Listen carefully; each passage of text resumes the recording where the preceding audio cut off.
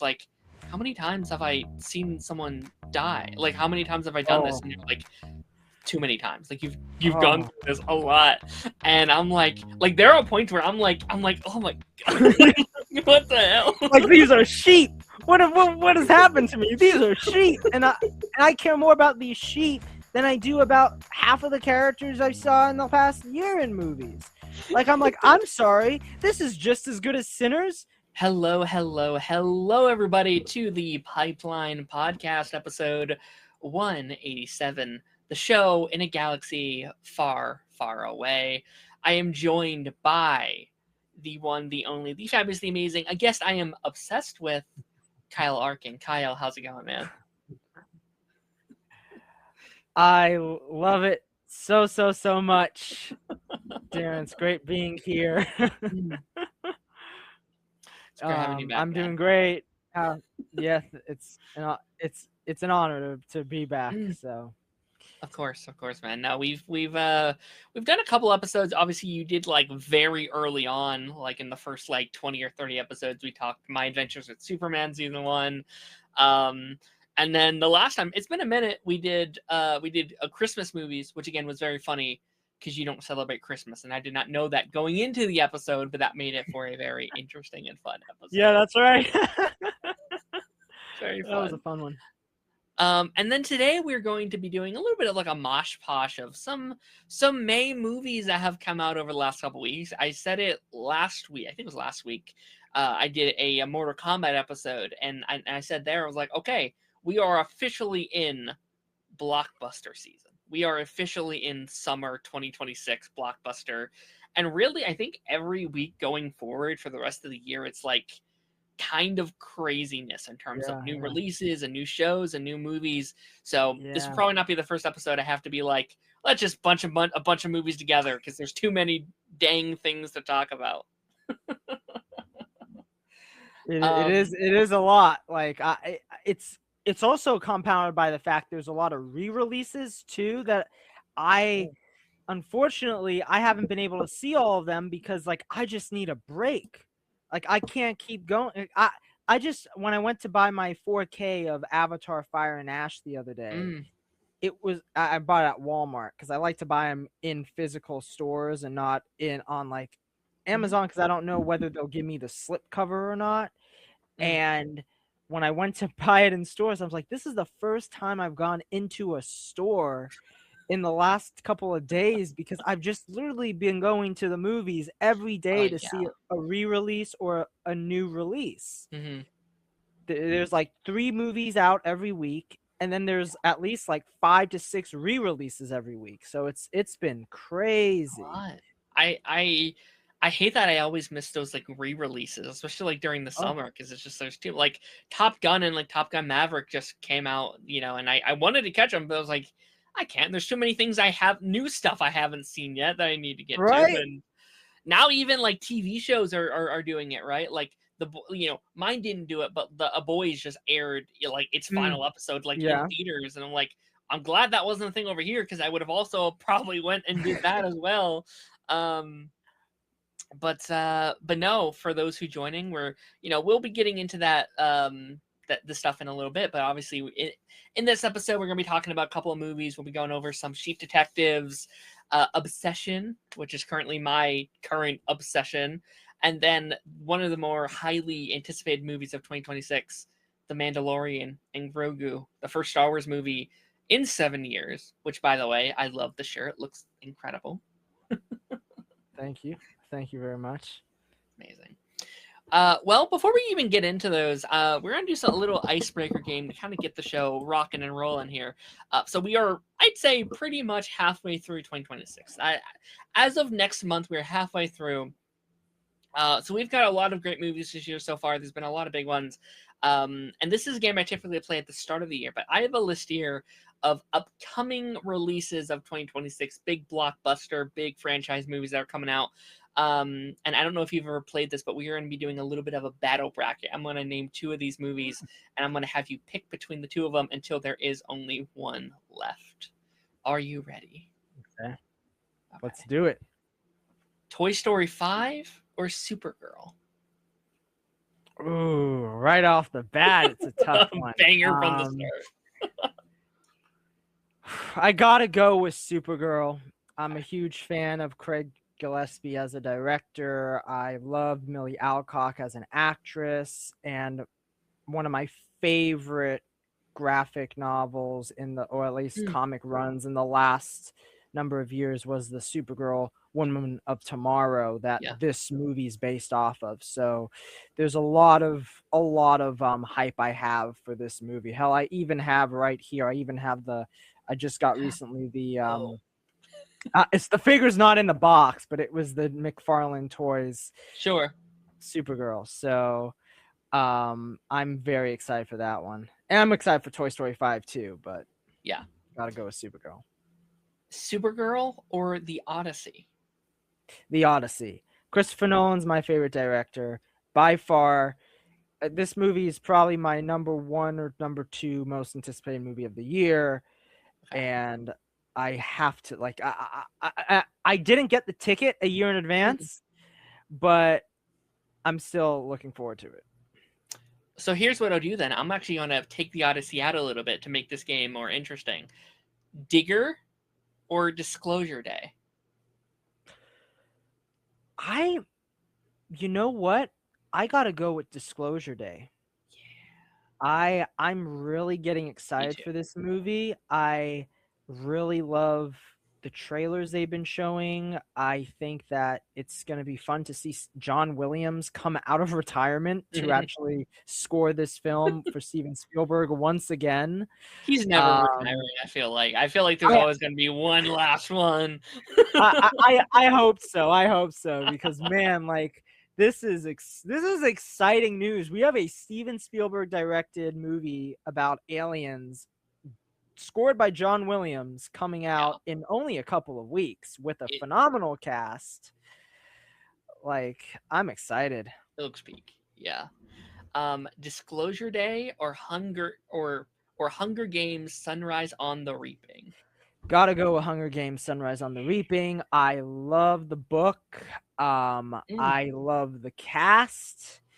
And I think the director, Francis Lawrence, has really shown that he is growing as a director because yeah, I thought Ballad of Songbirds and Snakes was the incredible. I think my second favorite Hunger Games movie, right below Catching Fire. I agree. And I thought that The Long Walk was Mm, also incredible. So I'm really excited for Sunrise on the Reaping. I don't know if you've gotten the chance to experience this, but I actually, when I saw Avatar Fire and Ash in mm, IMAX, they screened the trailer for Sunrise on the Reaping in the giant IMAX, one of the biggest screens in the world. I watched that trailer and it was glorious. yeah. I cannot wait. Everything we've seen from that movie just screams like the ultimate like Hunger Games experience. Like it looks just Yeah. so good. So And I think what's so cool about Hunger Games, it's one of those rare franchises right now where I think it's doing the best job at keeping what makes the fans interested in the Hunger Games, but yeah, also still making things like new. It doesn't yeah, feel like they are retreading the same ground. It doesn't feel like they're over relying on nostalgia. It yeah, feels like these stories, and partly that has to do with them getting Suzanne Collins to write the books first. And she's yeah. the one that comes up with the idea, and then they put it to screen. I think that is such a great formula because it gives Mm. us such great stories and such great entries into this franchise. I think yeah, I think it's like I think they really nailed that formula because you can have these different locations, different aesthetics, different characters that all feel very unique from each other, which is Hmm. very nice. Hunger Games or Masters of the Universe? Ooh, that's a real okay. That one's coming out soon too. Look, a couple weeks here. I'm ooh, I might have to choose Masters of the Universe now because I'm Okay. starting to get really excited for. I don't know if you saw the reactions that came out of the Mm, premiere, but they're really positive. I think what's exciting about this movie is that it's a film that, as I've seen, like it's almost like the answer or the opposite counter to Barbie, where Mhm. Barbie was directed by Greta Gerwig and was about more of like the experience that women go through day to day in the world and what the societal norms are for them.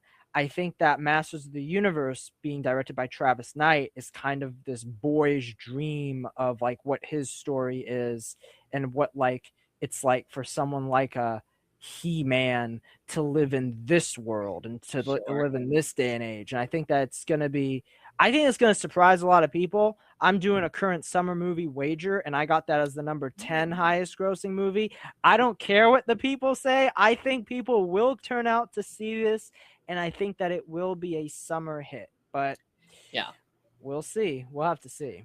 I think it's going to come down to like the critics and stuff like that. Like I think if it's reviewed well, it could have a profit. It's also just a tough like competition though. Like again, like every week from when that's coming out, there's a new thing. So it's going to be hard for every movie to do well. So we'll see. Masters of the Universe or Scary Movie? Is I'll it still Scary go. Movie 6? I think. I'll still go with Masters of the Universe. I actually have. I think I've only seen one scary movie that may have been whichever one had the aliens in it, like the signs. I think it's like Scary Movie Sure. 4 or something. Yeah. But I'm excited to see it though because I'm looking forward to actually watching those movies for like the first time. Mhm. But I gotta go with Masters of the Universe. Masters of the Universe or Minions and Monsters? I know you saw Mandalorian and Grogu today. Yeah. Did they play the Minions? Okay, let me just say something that, well, let me try and say something here that doesn't sound harsh. And it's that I don't like the Minions. I don't like the Despicable Me movies. Okay. So I will just choose what was it? Was it Masters of the Universe? I think it's still Masters, yeah. Masters over that. Yeah. I saw the trailer. They played these in theaters now. If you at least go to see Mandalorian and Grogu, I don't know if it goes for any other movie. I hope to God they don't do this for any other movie.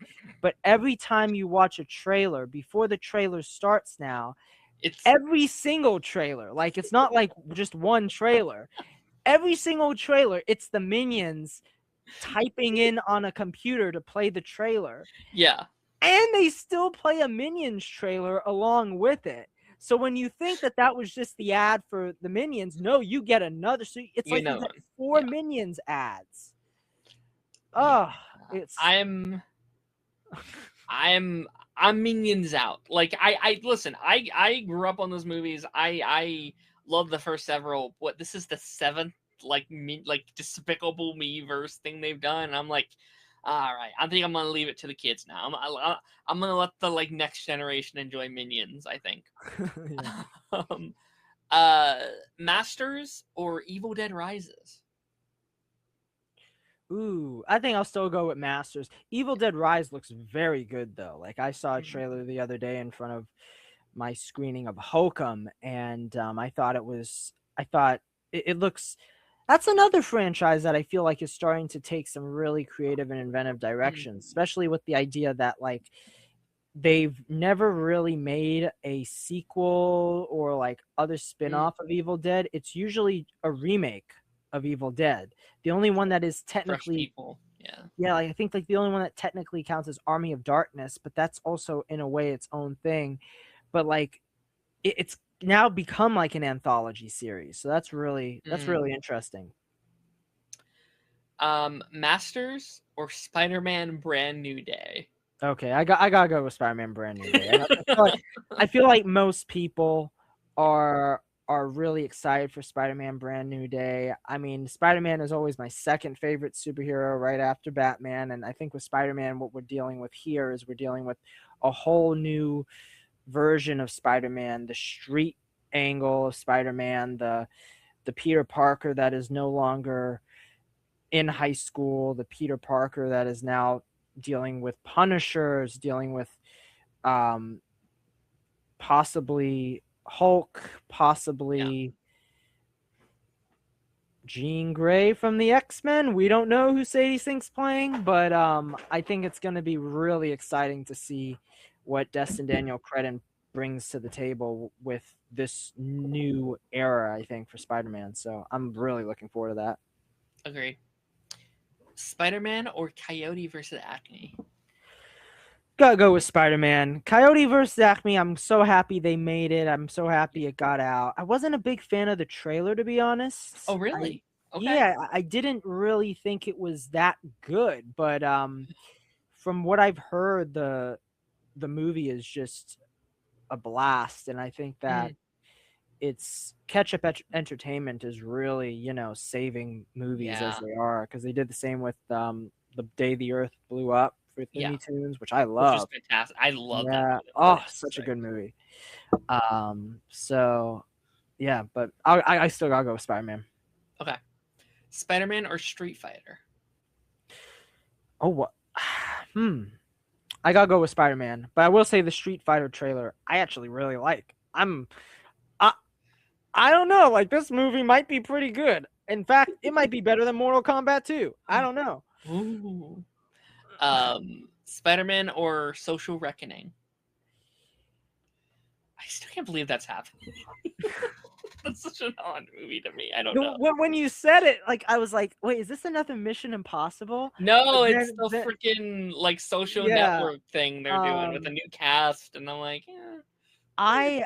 I heard the CinemaCon presentation they did Sure. was phenomenal, and you gotta love Mikey Madison being in this. I'm still very hesitant with the Me whole decision to like not. I mean, I think this was out of their control. I think Jesse Eisenberg was offered and he just turned them down. Yeah. But like, it is odd to me that they are not bringing back any of the cast from the first film. But I think it'll probably be good. Aaron Sorkin's, Aaron Sorkin, and he always shows up. So I think it's gonna be good. But still, I gotta go with Spider-Man. I think we have to go in with that like a level of separation, because I do think why I love that movie so much is the cast and like they're performing at like a 10 at all times, so it has to be like, okay, this is slightly different. Go in with that. Spider-Man or Clayface? Ooh, that's a good one. Still gotta go with Spider-Man. Listen, Clayface looks really good. Looks good. Really good. The only thing I'm still a bit hesitant on though is that how is the DCU shaping up without Batman? Sure. So but the trailer looks very promising. So I'm super excited for that. But Spider-Man. Spider-Man or Godzilla Minus Zero? Ooh, you started with a hard one. Now you're leaning it. It's gonna get harder these final couple. I gotta go with Godzilla Minus Zero. Woo! Godzilla Minus One was my favorite film of 2023, and so much so that I took my dad to see it. I think a week later, around that time, and he loved it too. But it was what a phenomenal film that was. The characters, the music, the VFX, like it really delivered on every level. And to see them make a sequel to that, it's going to be a huge deal. I can't wait. Yeah. Godzilla, this is silly, or Cat in the Hat? Well,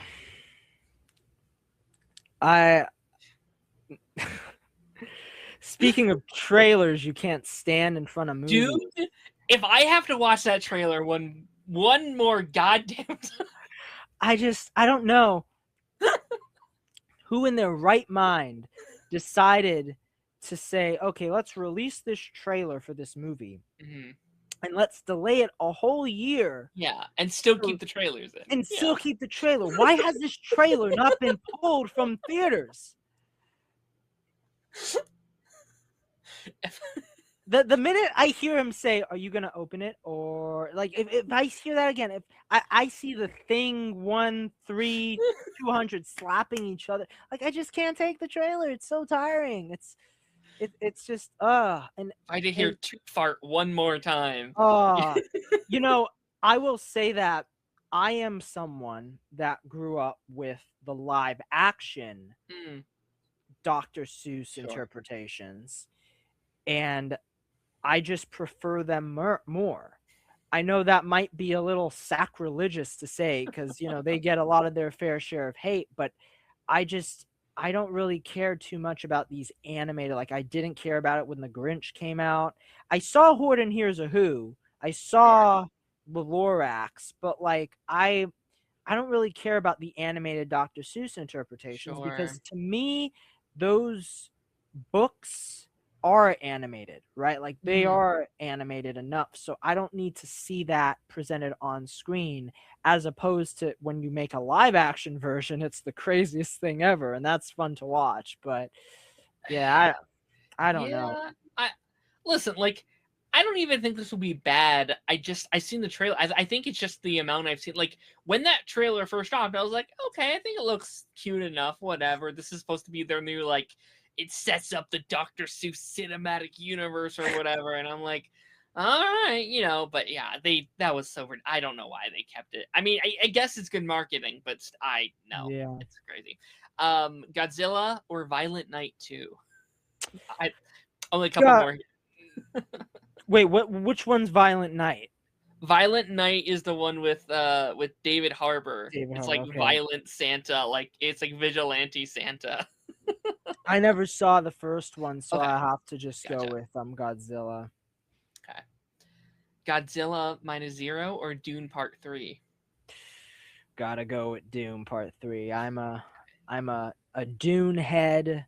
I bought my ticket for that movie in IMAX on that heralded day when all the tickets sold out in minutes. I bought that ticket. I like 6 months in advance or however long it was, and I'm seeing it in the IMAX theater that I saw Dune Part 1 and Dune Part 2, and Dune Part 1 being the first film that I like the real like first film because the first Hmm. film technically I saw in IMAX was Hubble 3D, but like that one I don't really consider the same thing because that's more of like a 1 hour Hmm. a kind of educational documentary where this like truly the first film I saw was Dune Part 1 in Hmm. IMAX and it literally blew my mind. Um and then I saw Dune Part 2 and I can't I keep pinching myself that they actually made Dune Part 3. Like to me like that is just like because when the first movie came out a lot of people forget that like it was when HBO did that day and date thing on Yeah, HBO Max yeah. and I mean that was almost like a death knell to all the films because none of them made that much money No. and yet somehow that ended up working out for all those movies. Godzilla and Kong, they get more movies. The Suicide Squad didn't get another movie, but James Gunn got handed the It, keys to la- the it DC universe. launched. Yeah, Mortal Kombat, yeah. like all these movies ended up actually, you know, I getting sequels.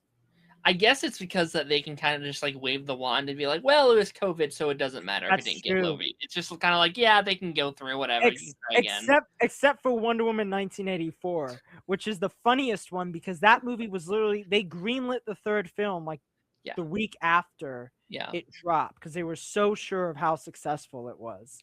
But yeah, Yeah. no, like Doom Part 3, I can't wait. It's actually my favorite Doom book too, so I can't wait to see what Okay. Denis Villeneuve has in store. Okay. I need to give them another go. I haven't been the hugest fans of one or two, but I think it's a me problem. I think it's just the like, yeah, maybe wrong time watching them kind of situation. Be curious how you would think of them like if you watch them together as like one whole and then go into Doom Part 3 cuz Yeah. it's going to be a bit of a different experience I think that way. Yeah, I need to try them again for sure. I love the score though. I think the score Oh, is so good. just unbelievable. Okay, final two here. Dune Part 3 or Avengers Doomsday? The Oh combo we will be no. watching in December when they release on Uh, the same day. whew, boy.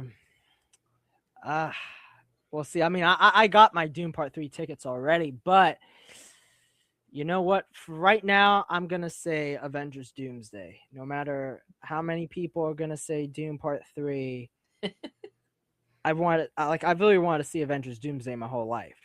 See, Doctor Doom with the X-Men, with the Fantastic Four, with the Avengers, even Spider-Man could be in this, Yeah.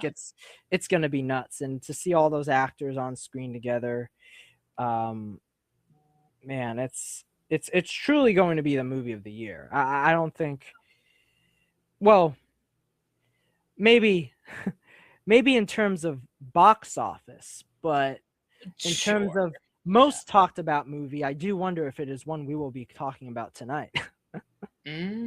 Sure. Come like award season and stuff like that. Yeah. Mhm. Yeah, I think Avengers Doomsday is like in a category of itself in terms of like movie hype and excitement. Like whenever I do these, I'm like, okay, besides Avengers, what is everyone's favorite? Whatever. Because it's Avengers, everyone's gonna show up. It's like it's the event movie. It is the biggest movie franchise of all time, without a doubt. So, and yeah, we'll wrap this up with one that I put away earlier: Avengers Dooms, Avengers Doomsday, or The Odyssey. Ooh. Finale choice. Mm, boy. I'll probably have to go with Doomsday still, because the Odyssey. It's see, because the way I kind of look at things, I kind of like go back to my like inner child.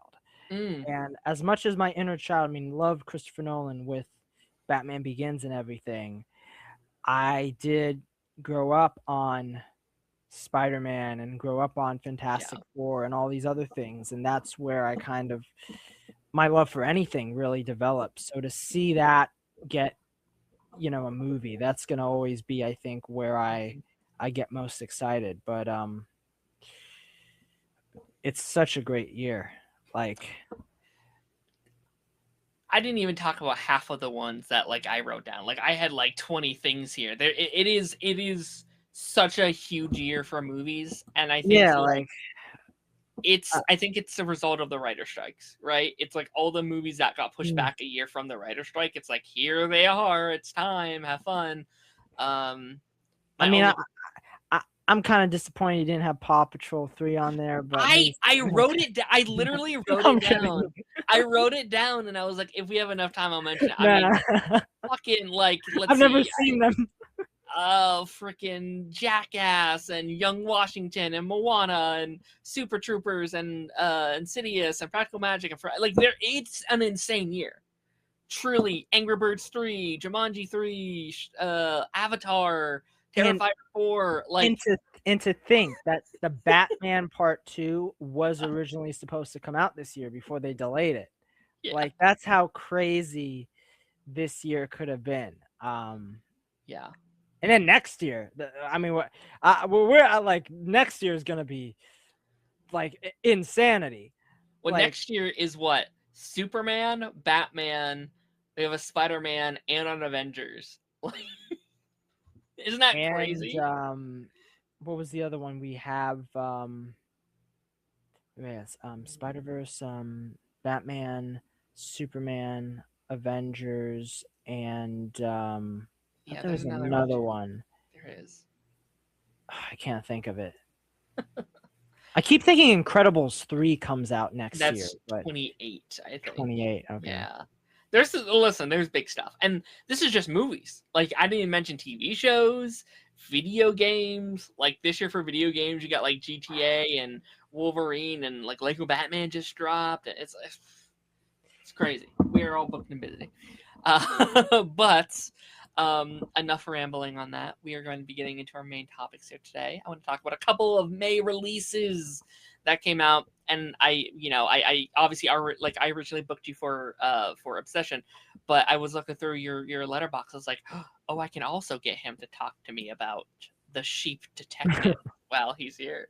Um, for the last like 2 weeks, I've been meaning to see this movie. I went to a Mortal Kombat. I was like, I'm gonna do a double feature. Ended up not being able to do the double feature. Then with Obsession on Monday, I was like, I'm gonna do the like double feature Sheep Detectives double feature, which I would have been so funny if I could have like pulled it off, because that's just such a funny uh like double like entendre of of tones and style and stuff. Um but Sheep Detectives was when this movie first got announced, or like when like the trailer first came out, I used it as like a bit. I was like, "Hey guys, aren't you excited for this movie?" And it looks like the silliest little movie ever. And then as we were approaching it, and like the stuff started coming out for it, and I was like, "Wait, this actually may be peak. Like maybe this actually is peak cinema." So what did you think of Sheep Detectives? Well, I love that you mentioned like how you kind of first viewed it, because I literally, one of the funniest things ever happened when I found out about this movie. I was watching the news, and on the news they're like, the trailer for Sheep Detectives just dropped, and I was like, Yeah. Sheep Detectives? It's Hugh Jackman taking care of a bunch of sheep? What's going on? And you see the trailer, and the trailer is so brilliant because it starts off and it's like he's, reading mysteries to these sheep. And then out of nowhere, they start talking in this trailer. Mm-hmm. And it's like a huge, it's such a huge surprise in the trailer. I was like, oh my God. And then they have to solve this murder, because like then that's like a whole other surprise. And Yeah. it's really, so I was like, oh wow, this movie looks like it could be a lot of fun. But I Mm-hmm. didn't know, we didn't know how it was going to be. And then it comes out and it starts getting really good reviews. And we're like, hold on a second, could this be a good movie? And I, like you, like I saw it before you did, but I think I was about a week late to it, Mm-hmm. just because of like all the other movies that were Yeah. playing. And it's funny though, because when I saw it, you say that you want to do a double feature of Obsession and Sheep Detectives. I saw them in like a 24-hour span. So like I watched That's awesome. Obsession on the Thursday, and then the Friday I went to watch Sheep Detectives. And I'm telling you this, like Obsession, we'll get to this, but like it had such a hold on me that Mm, it felt as if I just did a double feature of Obsession. Like I was still yeah. thinking about Obsession as I was watching Sheep Detectives. And with that in mind, because like Obsession's had this scary like um presence over my mind the last week or Mm, so, because every time I'm watching a movie now, I'm thinking about Obsession. I'm like, is this better than Obsession? Is it? And with yeah. Sheep Detectives, I was like, I don't think it's as good as Obsession. But then it was like, the thing about Sheep Detectives, it really starts to get good. Like the movie, It does. Yeah. I think, is a fantastic film. Like I think Yeah. all the characters are so well written. The one thing I don't see many people talking about is the costume design. Mm, Bright yellows, purples, like it looks like a Knives Out poster. It's I had a blast watching it. I did too. Yeah. Like again, I wanted to watch this movie either way, even if it was just like for the bit, just because like, oh, it's Cheap Detectives. Like it sounds like the name of a movie that would be in like it sounds like a fake movie you would put in like an animated show, like how like Gravity Falls has like Duck Detective, and it's like a parody of these kind of That's right. things, and it's like you go into it and it's like, oh no, it's just a good movie, and I really, really appreciate this. Like, I have this argument a lot with some people sometimes, where it's like, it's just a kids movie, it doesn't have to be good. And then I watch movies like this, and I'm like, oh no, this is like the bar can be risen, right? We can have fun movies for children that are just genuinely really, really good. Like I still enjoyed it, but like Mario this year, I think is like a good like component of that. Of like, Yeah. I enjoyed that movie. I think it's still fun. I'm not trying to hate on that movie, but there is a part of me that's like, okay, maybe they could have done a little bit more with that, right? Maybe they could have done something. This movie gets like weirdly dark sometimes. Like it's like a fun, quirky little movie, and then they'll do a thing, and I'm like, is this for kid? Like, is this Yeah, for yeah. children? Like it definitely toes the line between family film and just adult movie, because Mhm. like I think the idea of the sheep detectives is a kids-esque approach, but Mm, the film is almost targeted towards adults because mhm, the sheep detectives themselves, they aren't exactly like kid friendly. I think the best ones are the ones that are like the Rams. Those are the mhm, ones I think the kids will really love, but like the other sheep, they're very dramatic. They deal with a lot of really like adult like problems, and it's I mean it was something I didn't expect going in too, because like I mean you have Julie Louise Dreyfus who plays Lily, mhm. and her character is so lovable, and then you have Bryan Cranston as Yes. Sebastian, and he Yeah, steals the show. I mean, he does. I didn't even know he was in the movie when I I didn't watched either. it. I was like, "Wow, this is good. This is like one of his best roles." And like, and I mean the human cast, like Emma Thompson, Nicholas Geising, who's He-Man, like he is Mm, fantastic, and even I think her name is, I want to say Molly Gordon, who plays the main girl in the film that you find out is connected towards Hugh Jackman's character. sure. She's also great, and even Hugh Jackman, even though Hugh Jackman has a fairly smaller role, but Yeah. still like he makes the most of what he's given. Um, and I think like unlike some other movie or some other movie we might talk about tonight, I feel like Sheep Detectives does a great job at making sure every single actor in this movie gets the time to shine in the film, you Mm. know. Yeah, and also like big shout outs to like the mystery themselves because Yeah. it didn't like this didn't have to have a good mystery, right? They could have just been Oh, like, "Oh, it's the butcher. Oh no." And that would have been fine for kids. And I think so many mysteries I sometimes have a hard time getting into because sometimes they're so obvious. It's like, yeah, of course it's the guy that you introduced in the first whatever and that's it, whatever. Genuinely a great mystery. Like when they do the thing and I'm like, "Wait, what?" I was genuinely like shocked when they do the thing. Like and yeah. the whole movie, I'm like, no, it's this person. No, I think it's this person. No, it's this person. And like for that being like a children's movie, I was very impressed by that. Like But it was a very good I reveal. have to say, who they do reveal, I remember there was a point in the movie where I said, that person is definitely not the killer. Like, usually I'm able to be like, any single person here is Yeah. a possibility, but like this movie was so brilliant that it made me actually cross out one of the suspects. And then it turned out that was the person all along. Yeah. Um, and that's I think hugely in part towards Craig Mazin, who wrote it. You know, the writer of the Last of Mm, Us TV series, the writer of mm, Chernobyl, um, and I think it just shows you like they got a great writer on here. I'm also a big fan. Like I don't know about you, but like I'm a big fan of whenever you watch a movie and they play the music from the trailer in the oh, sure. movie, and they do that in this movie. Hmm. Like when I wake up and I know I'm gonna be like Yeah. they play that in this movie, and I love when they do that because like I tend to when I watch a trailer, I tend to associate that Mm, song with the movie itself, and sometimes I get disappointed when they don't play that song in the movie, because then like you watch the movie and you're like that song was better than the songs they played in the movie. yeah. So I like that they actually played that song, even though that's such a crazy thing to say when like it doesn't really affect the movie whatsoever. But in terms of Sure. like watching a trailer and then watching the movie, I always enjoy it. Yeah. Yeah. No.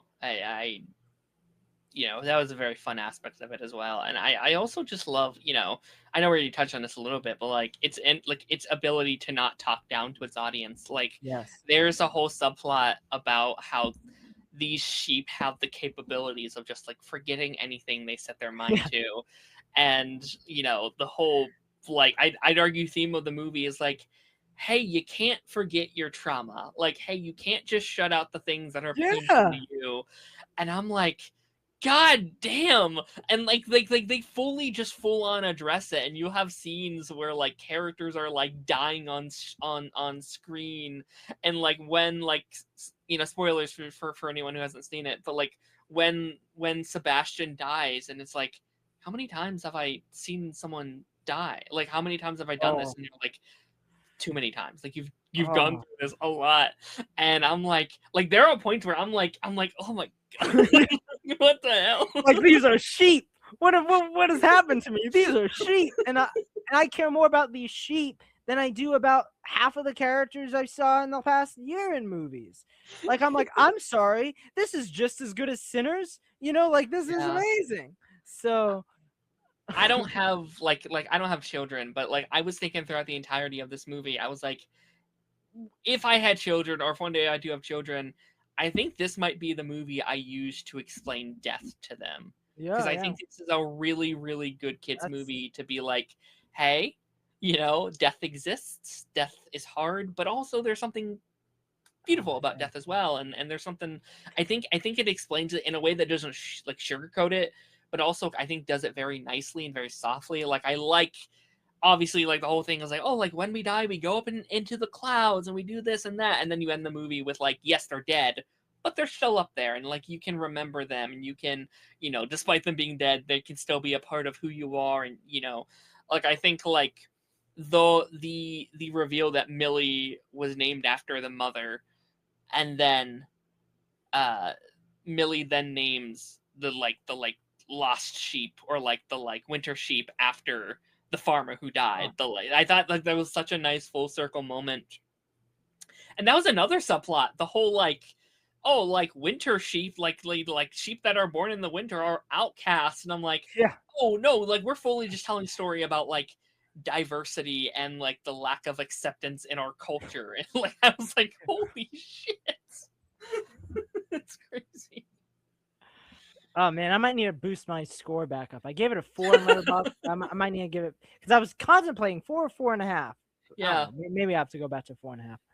I gave it the 4.5, but also I might be in the like recency biased. And I think like, I don't know. I think so often with these children films, we so often go like, oh, it's pretty good for a children's film. It's like, no, it's just a good movie. It doesn't have to be classified under like a children's film. I think can also be classified under these fantastic movies, even if they are Yeah, targeted towards a younger demographic. So I'm very happy that both critics and audience seem to really have come out of this and be like, hey, this is yeah. pretty good, and you should check this out. Yeah. You have any final thoughts? I mean, I could probably, again, I just got out like a couple hours ago. I did both today, so it's still very fresh in my mind. I'm trying to like process everything the best way I can. But you have any Yeah. final thoughts? Anything that we Yeah, haven't no, talked I about? mean, it's also like you said, it's great that people are checking out. It's doing, I think, fairly well. I, Hmm. at the box office. It's had like very small decreases every week. And I think that a lot more people are going out to see it. I know when I was talking about The Mandalorian and Grogu the other day on Twitter, I was like, it's going to do well because there aren't as many kids movies out right now. And I kind of forgot about Sheep Detectives because, like, to me, I kind of don't see it as a kids movie. I see it Mm, more as an adult film, but like it is very much a family film. And it's yeah, one that we don't, I think I posted my review that like this is like a 2000s era movie that sure. we just don't see much of these days. Like I was reminded of like Charlotte's Web and like how I felt when I saw that in theaters for the first time. And like here, this is also, funnily enough, based on a book. So Mm, I think that that also plays a part in why it's so, lovable. But like I really appreciated this film. As I said, I appreciate all the actors. I appreciated the themes. It had a lot to say. I think, as you so perfectly put, though, it's also really important for children and the messages that it has for kids, because I think mm, that's something that like the Mario movie doesn't really do, where like a kid can watch it and be like, ooh, Yoshi, but yeah, like, what are you getting out of sure. these characters? What are you going to walk away with? What are you going to watch 20 years from now and say to yourself, wow? Like I remember the experience I had when I watched The Incredibles like Oh yeah. 10 years ago after I hadn't seen it since I was a kid. And I was like, oh my God, this movie is so deep. Like, there's so much to pick from in this Yeah. movie. And like, I really hope that children, when they go to their favorite movie, they get to see that movie 10 years down the road and they get to say, oh my God, this movie is even better than I thought it was. Yeah. Like, that is such a great experience to have. So I think Sheep Detectives is fantastic.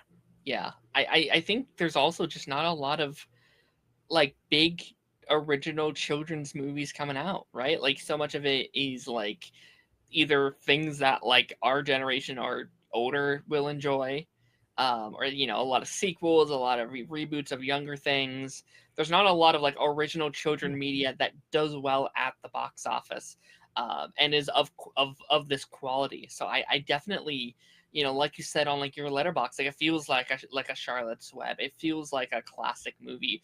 It feels like a movie that in 10 years kids will still be watching it. Like this feels like a movie that I would have watched at school when like the teacher is having like a hungover day or something like that. Just like, hey, just watch this movie. It feels like And that kind of movie. and also, what a massive win for Amazon MGM Studios, Yeah, because sure.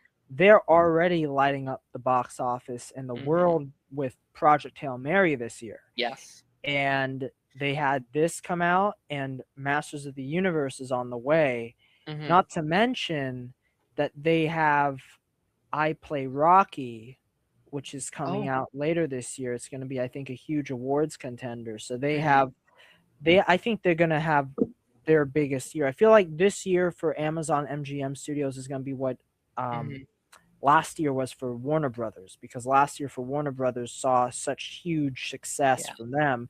Warner Brothers, I think, is going to have some success this year too, but I think that this year is really, um, you know, Amazon's or Sure. MGM's year, because man, they're putting out some real quality content. Yeah, it's cool seeing. Well, I don't know how cool it is, and whatever. But like, it's interesting seeing how all the streamers are now being like, "Oh wait, there is money to be made in the movie theater industry." And I think this year we're Yeah, almost seeing the return. I think we're kind of seeing the return of movie theaters. Like, there was a couple years that I was really afraid of like the future of it, and I you're feel right. like Yeah. now I'm like actually feeling okay again. Like it feels like we are going to move forward, and they're not all going to shut down. It feels like there is a brightness again that I hadn't felt since like 2019 in terms of like cinematic releases and money and that aspect. So You were so right about that, because like, I mean, I've been at the theaters, as I've said before, I've been at the theaters a lot of times the last couple weeks, and yeah. it's been the busiest you've seen for movies that you just didn't expect to Mm, see it be busy for. I think everyone expected, you know, a bunch of people to see Mandalorian and Grogu. People sure. expected to see people to go see um the big Super Mario, right? But like, Sure. Devil Wears Prada Made a 2 lot of money. made a It's lot. doing Sheep, great. I mean, Sheep Detectives is doing well, but then, and we'll get Project Hail to it, Mary did Project Hail incredible. Mary, Yeah. Obsession, which I'll say I saw this movie for the second time opening weekend on a Hmm. Sunday, Yeah. and it was sold out. That's incredible. Sold out on a Sunday afternoon. And I don't know if you saw the numbers, but I saw the numbers today for yesterday's Yeah. um like box office. It was the Wednesday chart, and it made like $3 million yesterday, Yeah. And beating Michael and Devil Wears Prada 2. It's been what number one for the past couple days. and what has like a 28 million, but like it's a very low budget, right? And I think they're all realizing that's what they need to be doing, right? Is 750,000. that there we go. Yeah. That's its budget. That's I think all the studios are realizing, oh wait, how do we make money? Make cheaper movies. Not every movie has to be what 200, $1 million and whatever. Um, so I mean that was a fantastic transition into our next movie here, which is Obsession. Um, I also think word of mouth is really helping this movie. Like it's Oh yes. it's a new movie, and then but when I think the like TikTok is really taking it off right now, and like all the like cinephiles are like, oh no, wait, this one's a banger, guys, come on, let's go watch this. Um, but yeah, Obsession. This is a movie that was not on my radar. Once a year, there's like usually one movie that I don't have on the schedule to like do an episode about, where I'm like, actually, we're changing the schedule, and we're putting this on the schedule. I think last year it was Sinners, and this year is like Obsession. We need to talk about Obsession. Um, I was like, I didn't have much, before it coming. I didn't have a lot of interest in it outside of just it being Indy who played on Superman and Lois. Obviously, I'm a huge fan of that show. Um, but what did you think? Kind of either going into the movie and then kind of coming out of what seems to be one of the more exciting movies of 2026. Well, I'm trying to recall the first time that I think the very first time I heard about this movie was I saw the teaser trailer in front of some movie I saw a number of months ago. And it's just that very short teaser where it's like he calls the number and he's trying to get them to fix it and they can't fix it. Mm-hmm. And it's a very effective teaser, and it's like Obsession. And I was like, okay, this looks intriguing. But I didn't know that Indy Navarrete from Supergirl, I'm a Superman Lois, that I also very much love. I didn't know she was in the movie, and then I see the full trailer they released, and not only is she in the movie, but like she and in the trailer, I remember I watched the trailer and I was like, this looks really good. And I couldn't wait to see it. Like it literally like shot up from like me being curious about it to being one of my most anticipated movies. I can't remember what movie it was, but I literally was watching a movie in theaters and the trailer for Obsession came on, and after it ended, I'm like, God, I wish I was watching that tonight and not, whatever movie was coming up, because I was so excited for Obsession. I was like, God, please, May 15th can't get here soon enough. I don't know if you've been part of the viral marketing that has been a part of this movie, but there's a number that you can text, and it's actually Nikki, the main character, actually texts you about the movie, and she sends voice messages and all this. It's been incredible. She finally sent a text message today again after about a 4 or 5 day of no, it's just silence, and now she's back. Yeah, my whole Discord has been full of people being like, I got new messages. I'm like, oh, okay, all right, guys, all right. Like at first I was concerned. I was like, are we being scammed? Like, what's happening to all my friends? And then then she has a Letterboxd account. I saw that, yeah. And she liked my Letterboxd review. She liked my review. I was like, oh my God. So they've been doing a wonderful job. And obviously, I think given that we, both focus on like social media and stuff, the reviews have been just stellar, because like they're saying everyone has to see Indy's performance, because once you see it, it's going to be unlike anything you've seen. And I see this movie, and it is not only the best film I've seen this year, but like it is quite possibly my favorite horror movie I've ever seen, because like I am just ecstatic about this movie. Like, it's one of those movies that you watch the beginning, it hooks you, and you're hooked until the very end. And I couldn't wait to see it again when it finished. I saw it like a couple days later. I wanted to tell all my friends to see it. I'm tweeting about this movie. Every tweet I make about this movie gets hundreds of likes. Like, it's everyone is interested in this. It's literally become a phenomenon. Yeah. It's now talked about everywhere. And I am sure that it's going to become even bigger because this is just week 1.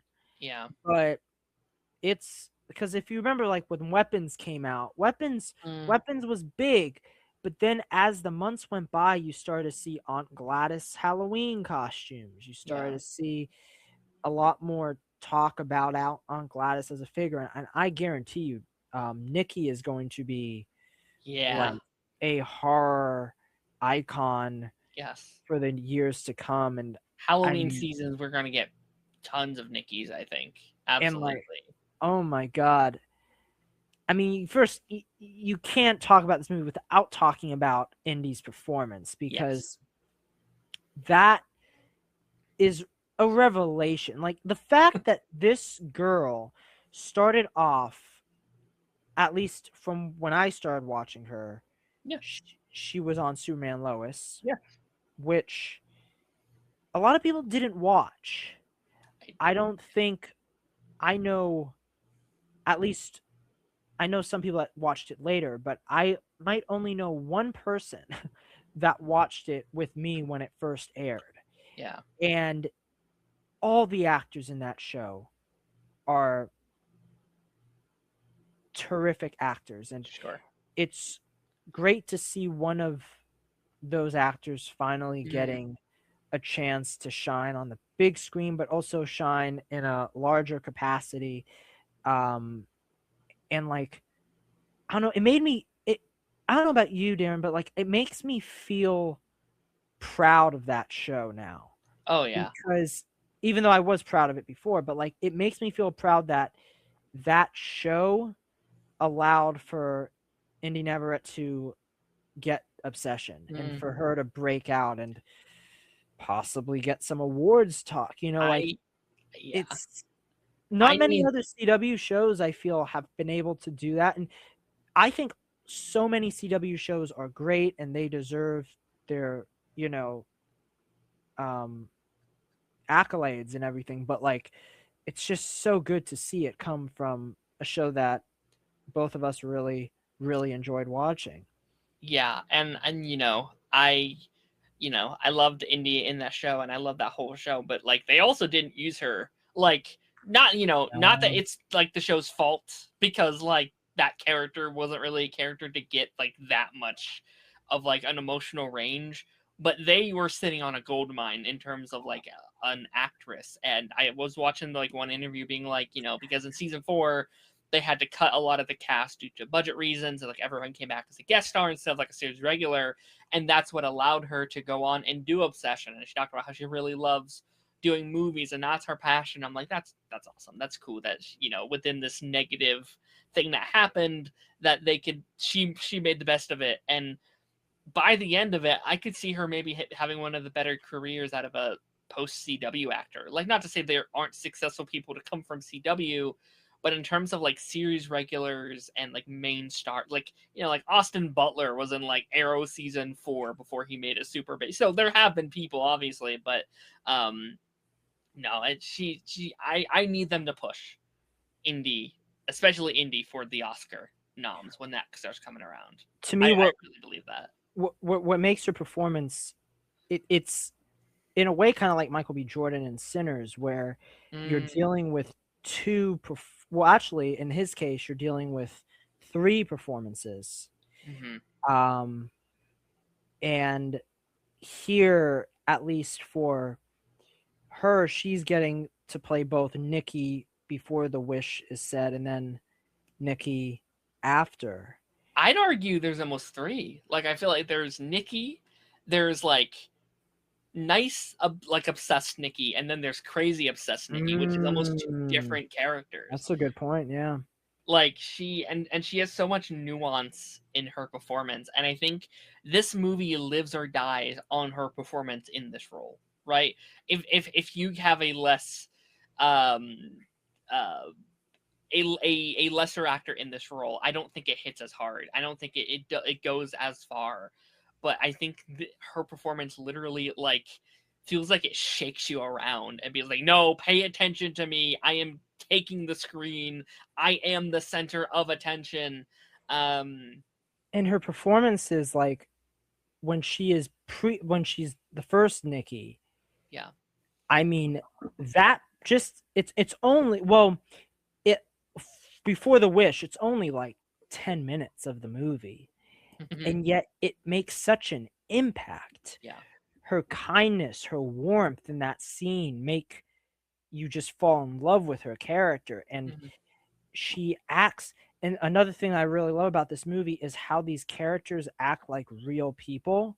You can make a horror movie where like the characters are stereotypes and they act like any other character in a horror movie, but Yeah. the way she acts like she isn't in a horror movie. She acts like she's just, you know, your friend that you're hanging out with at a bar one night. Like she's Right. just so chill, and she's making jokes, and I love how she plays Nikki in the beginning, and then when the wish happens, it's this transformation, but at the same time, what gets me is how she's trying to fight it. The real Nikki is Yes. still in there, and I've I've never seen a performance like that where she is literally fighting with herself and trying Mhm. to prove to other people that that is not her.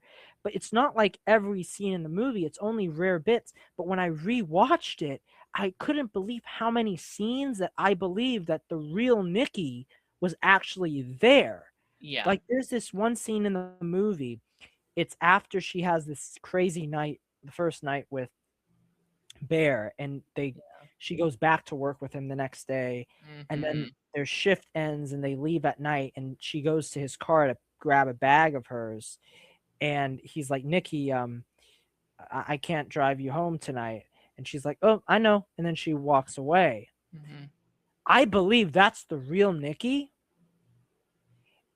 saying that, because I feel like she in her mind might be thinking that she is like everything that happened before that was a dream, and that she Mm. kind of is in her own world. So then Yeah. she wakes up and she's like, okay, I'm going back home. Because I don't feel like the wish Nikki would reply to Bear like that. Oh, that's fine. I don't care about, like, she'd be like, oh, I'm going after you.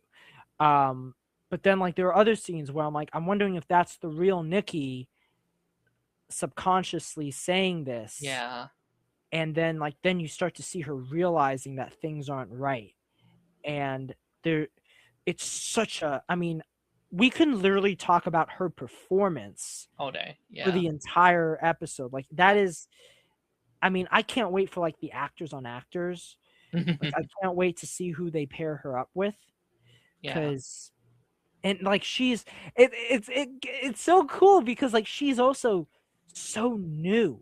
Like she's been Yeah. working for years, but like she's now going to be in probably in actors on actors with someone that she's probably admired for years to Yeah. come, or like, like she's going to be just, I mean, put her on actors and actors with Mia Goth, who she says one of the inspirations for Nikki, her like performance, like that'd be crazy. Yeah. I think it's also just so impressive that this is a directorial debut for this director. Like this is his first movie ever, and it's so, I think it's so cool for what, he's 26 years old. I think that's so inspiring for for so many like Gen Z people to be like, oh no, like just a guy who came from YouTube, who is making it work and making one of the biggest movies of the year. I think that's awesome. And you're right. I think that's the scariest aspect of the movie for me, is anytime it's just like, okay, she's normal, and then she snaps out of it. She's like has a Oh, like the like scene when they're in the bed and she screams at top of oh, her lungs. I jumped out of my skin. I was like, holy shit. And it's knowing that she is like trapped in there and she can't get out. And I oh, love the mystery behind it. Like, I think it does that good thing. It gives you just enough information. It asks you just enough questions. I have so many questions about the lore of this world, that I don't really want the answers to, because I think it makes it more yeah. interesting if I don't. But also, I'm like, okay, So we got these magic sticks, and they're only $7, and the world knows about them. Why are they only $7? Who is the guy on the phone? Is it Satan? Is she in purgatory? Is she dead? Like I have so many like of these little things of like, okay, how much is she conscious in there? Is it subconscious? Like there's so much of these little things that again I don't really want to interest you because I love just talking about it. I love having the conversation, be like, okay, like what do you think, and like where do you think she's at, or whatever, and how much does the world know about the magic and stuff. Like at the like so much post movie talk I think is interesting too, like how the movie ends. I'm like, okay, is she in prison? Is she in a psych ward? Do they see the magic on the like computer that he was searching up? Like where does she end? Like there's so many of these little things that could be like, how does this end? Is magic known enough that they can bring it up in court when she is obviously going to be arrested for this and stuff? Like so much of that stuff I think is so fascinating. Like just everything you're saying right now, I'm like, this is what it must have felt like back when Pulp Fiction first came out. And there were like threads of what's in the suitcase, or like there were in the Matrix when that first came out, and people were like, yeah, what's like this movie, it's really our generation's, I think, new like phenomenon. It's taking, and it's evident in the fact that people keep going back to see it, and there are Reddit threads, there are people talking everywhere, TikTok, Twitter, Instagram. I think that one of the big things about this movie is also Michael Johnson's performance as Bear. Yeah. Who I really commend his performance, because I feel like his performance, the way he plays it, it's so, I feel at times sympathetic, but at other times revolting. But the fact that you like this guy, clearly to me, he is the villain of the film. Absolutely. Yes. But the way that Michael Johnson plays it, I think that he makes the characters so much more interesting and filled with depth and layers than a character that, if they say made this character the villain of the film, they would have just made him this jerk guy that really treated, people, everyone around him poorly, like your stereotypical bad guy. And I think that this version of Bear is so much more believable, because there are people like that in real life that think they're doing the right thing, or they think that they're not that bad when they really are. And that him taking away this woman's autonomy is such a pervasion, and just a I'm trying to think of the word, but just a complete like desecration of her rights as a human being, that it's like it's so hard to watch.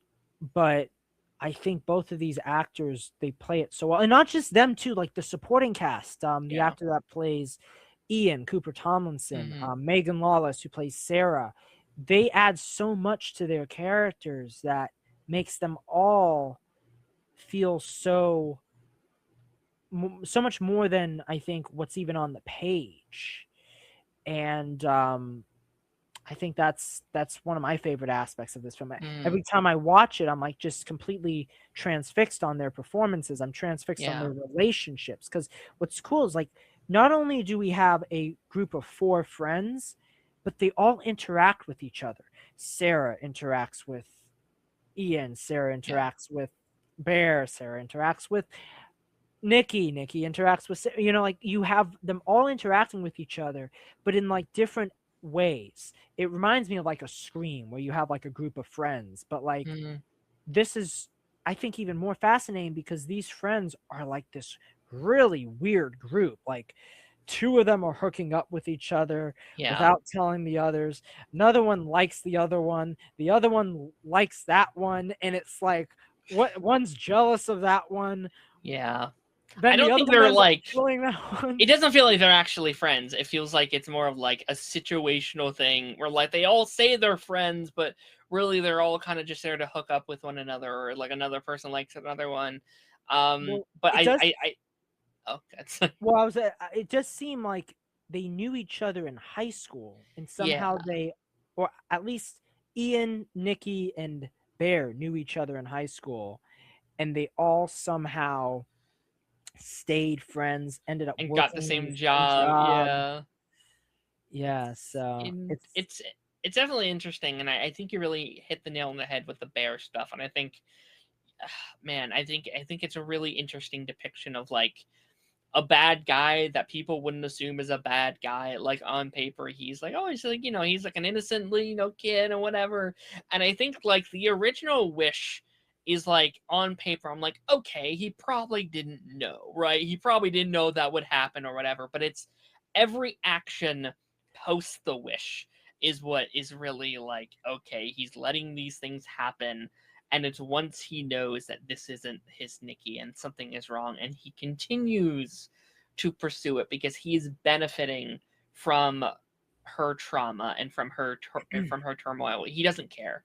Ultimately, he doesn't care about Nikki. He cares about the idea of Nikki and what yeah, Nikki can offer him.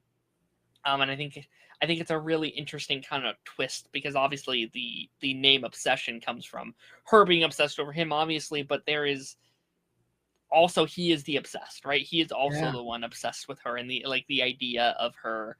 And I think it is probably important to have more villains like this in media that are like pointing out these kinds of people. Not every villain is going to be mustache twirly and be like, I am the bad guy. He genuinely thinks he is the victim in this story, and yeah. he's not. And I think also with like his character, it's it's kind of what's cool is like he is like the lead of the film in a sense where like the film is through his eyes, like it's through Mm, his perspective, and that's why I think for some people that watch it they'll be like, oh no, he isn't as big of a villain as I think he is, because you're seeing it through his perspective. But all of the signs and all of the clues are there in the film yes. that he is this bad guy, and it I think that makes the watch so much more uncomfortable because Mm, you're watching it almost through his lens, but you know that his lens is malleable, like it is something mm, that is very much not right. And like even that scene where like Nikki's saying, help me, like you'll see like the camera will stay on him and his reaction, and it's such a tragic scene, but it makes you yeah. so mad. And well, no, she doesn't say help me, she says kill me. So Yeah. like there's a What's whole so even other. wrong with loving me? It's like, oh, well, you Whoa. can fuck off. Like, you could just die in a hole.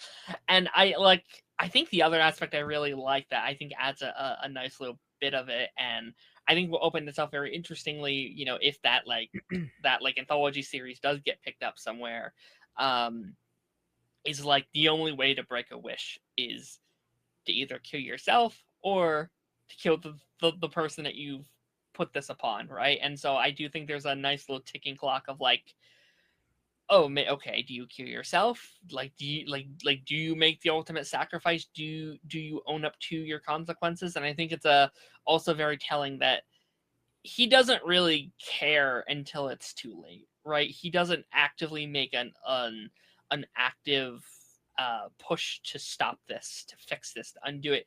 Even like the phone call, I think is interesting. He doesn't say, "Hey, I want to undo my wish." He doesn't Yeah. say that. He says, "I want to alter my wish." That's the thing. That's like, oh, you fucking bastard! Like, And not you don't only even want that, to fix this shit. he says to him, do you want to cancel? And he's like, no, I want to alter. Yes. And then when he finds out that there's no way he can do that, he's like, okay, then I'll cancel it. And it's like, no, you need to cancel this immediately.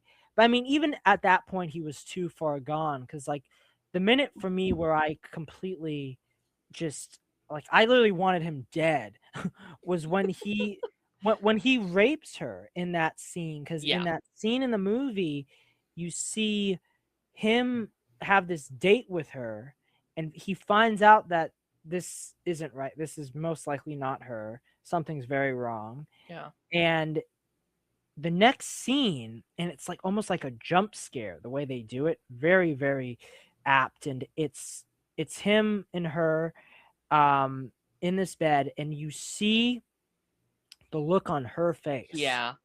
and it's basically like that's the real Nikki's face, Mhm. and the sounds coming out of her are completely fake. They're not Yeah, real. And it's I think it's such a really great commentary on, abuse, and how, what it feels like when, you feel like you have been taken advantage of, and you yeah, haven't been um treated with respect. And hopefully, like, sometimes if you are assaulted, like, there's so many things at play there. And I think with Nikki there, I also find it interesting how after that scene happens, she starts to get more violent. mm, That's when she starts to, you know, cut his hair. That's when she starts to do what she starts to do, like even yeah. starts to Tape the door, and yeah, hurt herself. And I think that is a line with, what happens in that one night. And I think that it just shows you it's the real Nikki at times, trying to break out, trying mm, to do her own thing. And um not to say that I think like the wish itself, like, oh man, if that didn't happen in the movie, the wish would still have been, just not as bad. I think the wish is clearly where you get um where the main problem lies. But I think it's very interesting the way that the filmmakers, they tried to showcase how Nikki starts to become almost like she is fighting against it in in the rest of the movie. And even when she yeah, starts to hit herself, and like that, I think one scene that gets me is that scene. I think it's my favorite scene in the movie, the chair scene, yeah, where, kiss the person on your left, and then she like gets up and she puts on her frown face, the face that's trending on everywhere now. yeah. And then she, removes Sarah's Pulls chair. her and out. Yeah, and but then, like, when she starts to hit herself in the face, and she's like, it's not me, it's not me. And it's like, oh my god. Then there was like another scene where like she gives him the cat, sandwich or whatever it is. yeah. And on the picture it says, you, not me. And I'm still trying to piece together what she means by that, because Mm, I'm wondering, is she saying you, not me, like you're not me? Or is she saying you, Bear, yeah, not me, Nikki? yeah. Or you, you are going to get hurt. I'm going to hurt you. Mm. Not me, Nikki. I'm not going to get hurt anymore. I wa- So, I oh, didn't even think about that as a concept, that maybe it was Nikki to make the sandwich. Like this was like Nikki's way of like getting back at Bear. Like as she I said, yes. Oh, that didn't even cross my mind. That didn't even like the whole cat thing as a whole. I thought was very interesting, and I also think is very up for like interpretation. I said it on another show I said this week, and like I threw it up in a very like, okay, this is a bit silly, but like I was even like, I wonder if the cat died on purpose in a way. I think it's as fucked up and weird as that is. Like cats do have a very historical history with magic and with the supernatural side, if that is like stereotypical or not. And I was like, okay, like maybe the cat sensed something was coming, like maybe it could sense the evil that was about to come its way. And There, even when like Nikki makes the shrine, I was like, maybe that's like literally the magic, like making a shrine for the ancestry that is the magical world. Again, like that's me really like putting my own like, okay, what if it is, whatever. But there, yeah, I don't know. there definitely seems to be something very ominous about that cat's death. Yeah, Because, like, And it's like the whole movie, but like the way the movie begins, it begins like this nice rom-com, beginning. And then like the next shot is this dead cat on the ground in his house, and you're like, oh boy, this is really sad. But I mean, you might be onto something there. This is why like you want to watch it again and again, because Yeah, every there's time so you many see it, details. there's Yeah. so many things to pick apart. And honestly, they're probably things that Curry Barker never even thought of. I love when he says, you know what? I love how people can come up with things that happen in this movie, so it makes the movie better than it actually is. Yeah. And I kind of like a director that just says that, because there is directors out there that know every single minute detail about their movie, and that's what you got to do when you're making a movie. But still, I like the embrace of an audience forming their own opinions, because Mm, film is an art in itself. And yeah. the best thing about when you watch a film is how so many different people can have so many different opinions and thoughts on said film. And Yeah. I always don't like when like you run into somebody or you're talking to somebody and like, no, this is what the movie's supposed to be. This is what it's supposed to be. You're That's the wrong. Your idea is not right. No, like embrace the idea that a piece of art can hit you in different ways. thing. And I think that is one thing that I've been enjoying from Curry Barker and everyone that have been talking about this film. Though there was like an alternate ending to this movie Yeah. where They both die, right? they both died, and I Yeah. don't like that. I'm glad they changed Me that. too. Me too. I think that it would have been very just cruel to Nikki as a character. I don't think that she deserved an ending like that. I think that it is very um, hopeful to see her actually survive what happens, because I feel like it sends the message that one can still survive abuse. Mm, One can still, there is still light at the end of the tunnel, no matter how hard it is. I mean, she literally killed, not her, but like by her hands, by this demon. She killed three people. Well, technically our best two friends. people, Yeah. and one other guy, but he didn't die. Basically, he Yeah. died because of himself. But then again, but like I'm also like, well, what are the police going to think, right? Exactly. Is it Yeah. like to them, like she went to a party, she was showing all the signs of like insanity. The following day, she killed three of her best friends.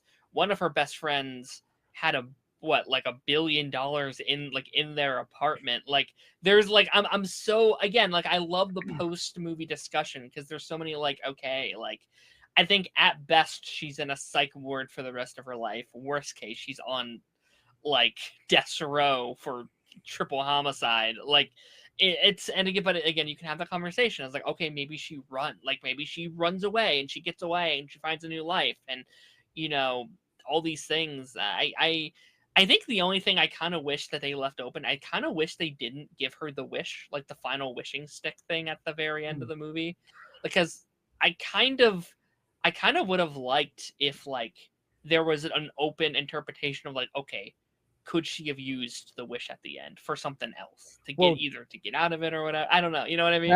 that's the thing, though. I think she can, because she didn't make the wish. Oh, the other Nikki did. The other Nikki did. Mm. I'm glad you mentioned this, because this brings me to a question I have for you. Mm. We're week out. I've been thinking about this ever since I finished the movie. But um, do you think they will make a sequel to this movie? I really hope they do the anthology series they pitched. I don't know if you've heard about that yet, Yeah. but like they like pitched like a TV show where every episode is like a different wish of somebody, and I'm like, oh, that sounds so cool, and that sounds so sick. And if they don't do this, like maybe like an anthology movie series instead. Like I don't directly want a sequel to like I don't want to see Nikki again necessarily, just because I think it's way more interesting if you focus on new characters. But I love the template of like people's wishes, and maybe they're good wishes, maybe they're bad wishes. I know the director talked about how like these wishes aren't inherently bad wishes. Like you can have good wishes. It's fully dependent on who makes them, and it comes down to like the character. It, And I think Ian's was interesting because he's asked for like $1 billion and he got it. Like that's not inherently evil, which it I think would is be interesting. it would be fun if like they did the TV show. I'm kind of opposed to them making the movie and then they make a TV show after the movie. Like I kind of, if it's a movie, I kind of want it to stay a When to movie stay a movie, series, you know. fair enough. But like a TV show, though, the one interesting thing they could do is every episode is a wish, but you don't know if it's a good or bad wish. So like the first episode could be I wish for a car, and they get the car. But then the next episode could be like, oh, I wish for a bunny rabbit, and then you don't know, is it good they get the bunny rabbit or is it bad they get the bunny rabbit? And then that could be like the thing that makes you tune in. I'm assuming it'd be a streaming show though, so like it'd be like a binge, or maybe every week they could do it and you wouldn't know. And I kind of like that, but I think if they made a movie, I only see one of two things. One is, like you said, an anthology movie, and it could be like Smile, where like Sure, every movie is that. a different cast, a different wish, a different Number two is a straight up sequel, and you follow Nikki post this movie. I don't know how long it would be in between the two. It could be a year, it could be literally the second after. But I would be, because the thing is, and this is, I guess, just, you know, recency bias and everything, but Indy Neveray's performance is so good, it's so iconic, that it's going to be hard for me to imagine another Obsession movie without her. someone else, You know, because I think they've done that with like Long Legs, right? They have to do a Long Legs prequel because they want to bring Nicolas Cage back. They got to do an Aunt Gladys prequel because they want to bring Aunt Gladys back. Sure. And the thing is, Nikki didn't die in this movie. Yeah. So there is the opportunity to make another one with her, and I would love to just see her again, like to see plain old Nikki without the wish. Sure.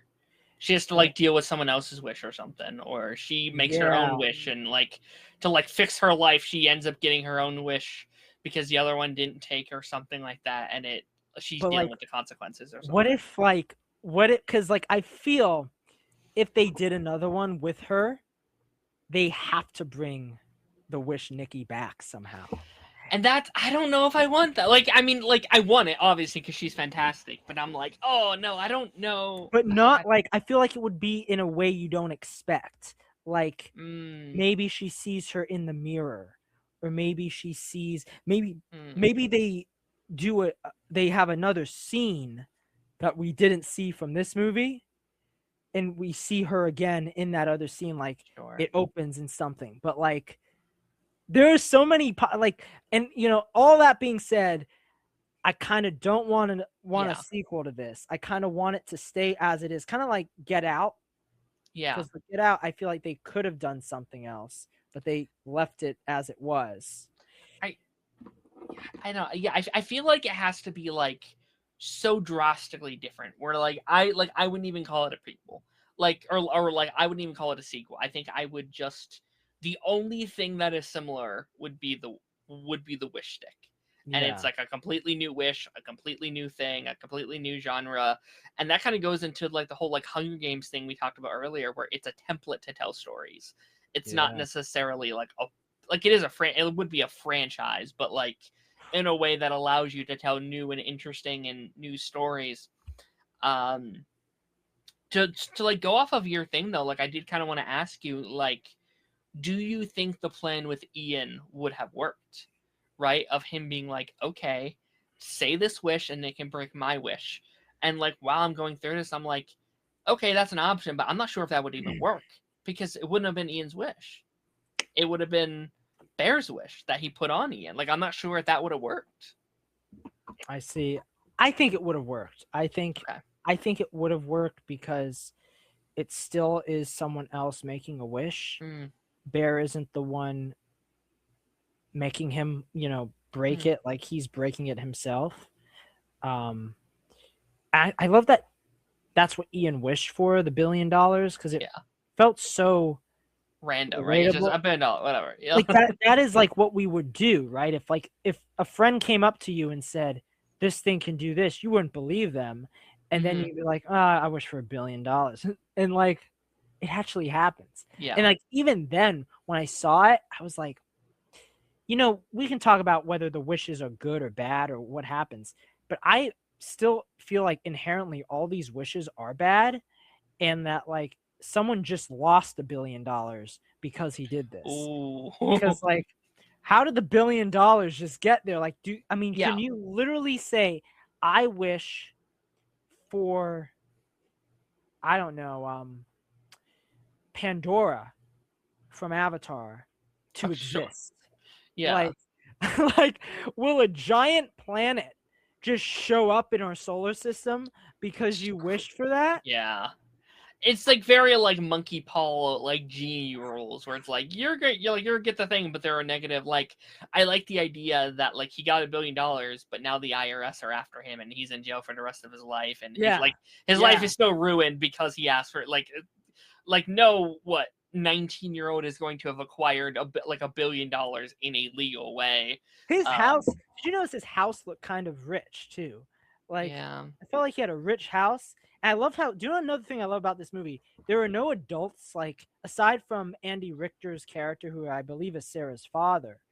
Mm, Um, yeah. there are like no adults present. And it's so different and so refreshing to see in a film like this, where like these kids are around like college age, or, I think they're in like their early to mid 20s, and it's fun to kind of see them not being surrounded by adults, but they're also still young enough to make kind of dumb Hmm. decisions. um and like I love how like Sarah's racked with the guilt of whatever she did in high school, and she's trying to be better, and the fact that she finally gets this congratulations at the end for the college. It's, She oh doesn't even man. see it. Like she Oh, doesn't even know that she got Sarah, man. I unfortunately clocked Sarah's death so early oh from really? Act 1 when she's in the car being like, "So, what do you think of Sarah? Do you like Sarah?" I'm like, "God damn it, she's Oh dead. They're really? gonna kill." I was like, "God damn it!" And then there's the scene when like they're in the music room and she puts the head on Bear's shoulder, and I'm like, I was afraid it was happening there. I thought like she was going to like have escaped the room and saw that happen and be like, "Oh fuck no" or whatever. But they waited. They waited until the That's it though. perfect moment. That would have been predictable. Yeah. That would have been predictable, but they did wait. And I love that, like, when they did it, I was like, well, isn't this this is insane to me. Did you check the time on his phone when she texted him? Mm. Mm. It was like 2:49 in the morning. Mm. And I said to myself, who messages somebody at 2:49 in the morning telling them to Yeah. meet them at the park? Someone that's currently in like a relationship with another woman. Yeah. And like he goes to the park, and she just I mean, when she does that, it's this, I remember people were talking about like this scene that they had to cut for the NC-17 rating, because apparently in like the unrated version there's a few more hits where she's like, and that was like too much for um the MPAA, so they were Yeah. like, let's cut some of those. But when I heard that, I thought it was Nikki that was going to be hit with the headbutts. So, and she does at times with the trauma she suffers. Yeah. But like, I didn't expect it to be another character until Hmm. um it was Sarah. So like that was also a really really brutal scene. And That's the oh, most I jumped. Like this really, movie does a really good job at luring you into comfort, right? Like yeah. they will kind of wait and like you kind of know it's coming, but they like do the music shifts and it's like a really nice scene.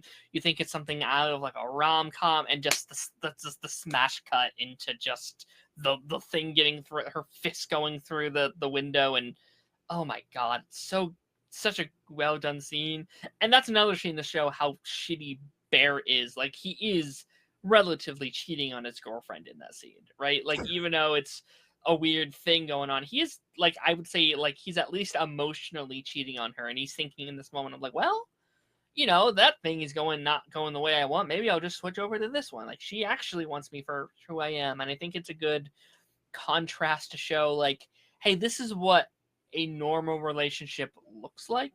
And if you did, like, if you wouldn't have gone through your bullshit, maybe you could have potentially had this if you weren't this piece of shit that did what you did, which I think was a fantastic choice as well.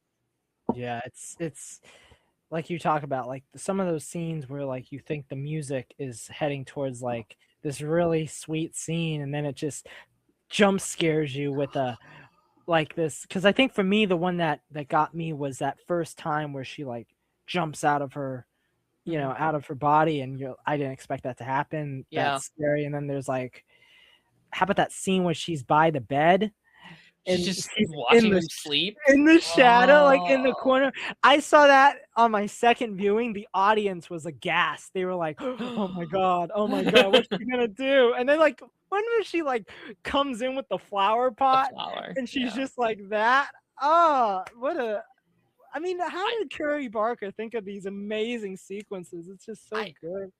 I love that scene too. I think mainly because the wording of the wish I think is interesting. It's like, make her love me more than anyone in the world. And I think that's interesting because that is physically impossible to do. And I think it's hard for the mind to comprehend, how do I love this person more than anyone in the world? And I think possessed Nikki is going through, how can I up the ante every time? How can I continuously love him more than anyone in the world? And I think that's like I think that's emotionally draining for her. And she's like, well, I can watch him sleep. Yeah, that's, I can watch him sleep, and I can do this, and I can tape his door together. And I think like her like restricting him from leaving is like, well, I can't love him if he's gone. I like, this is breaking the wish.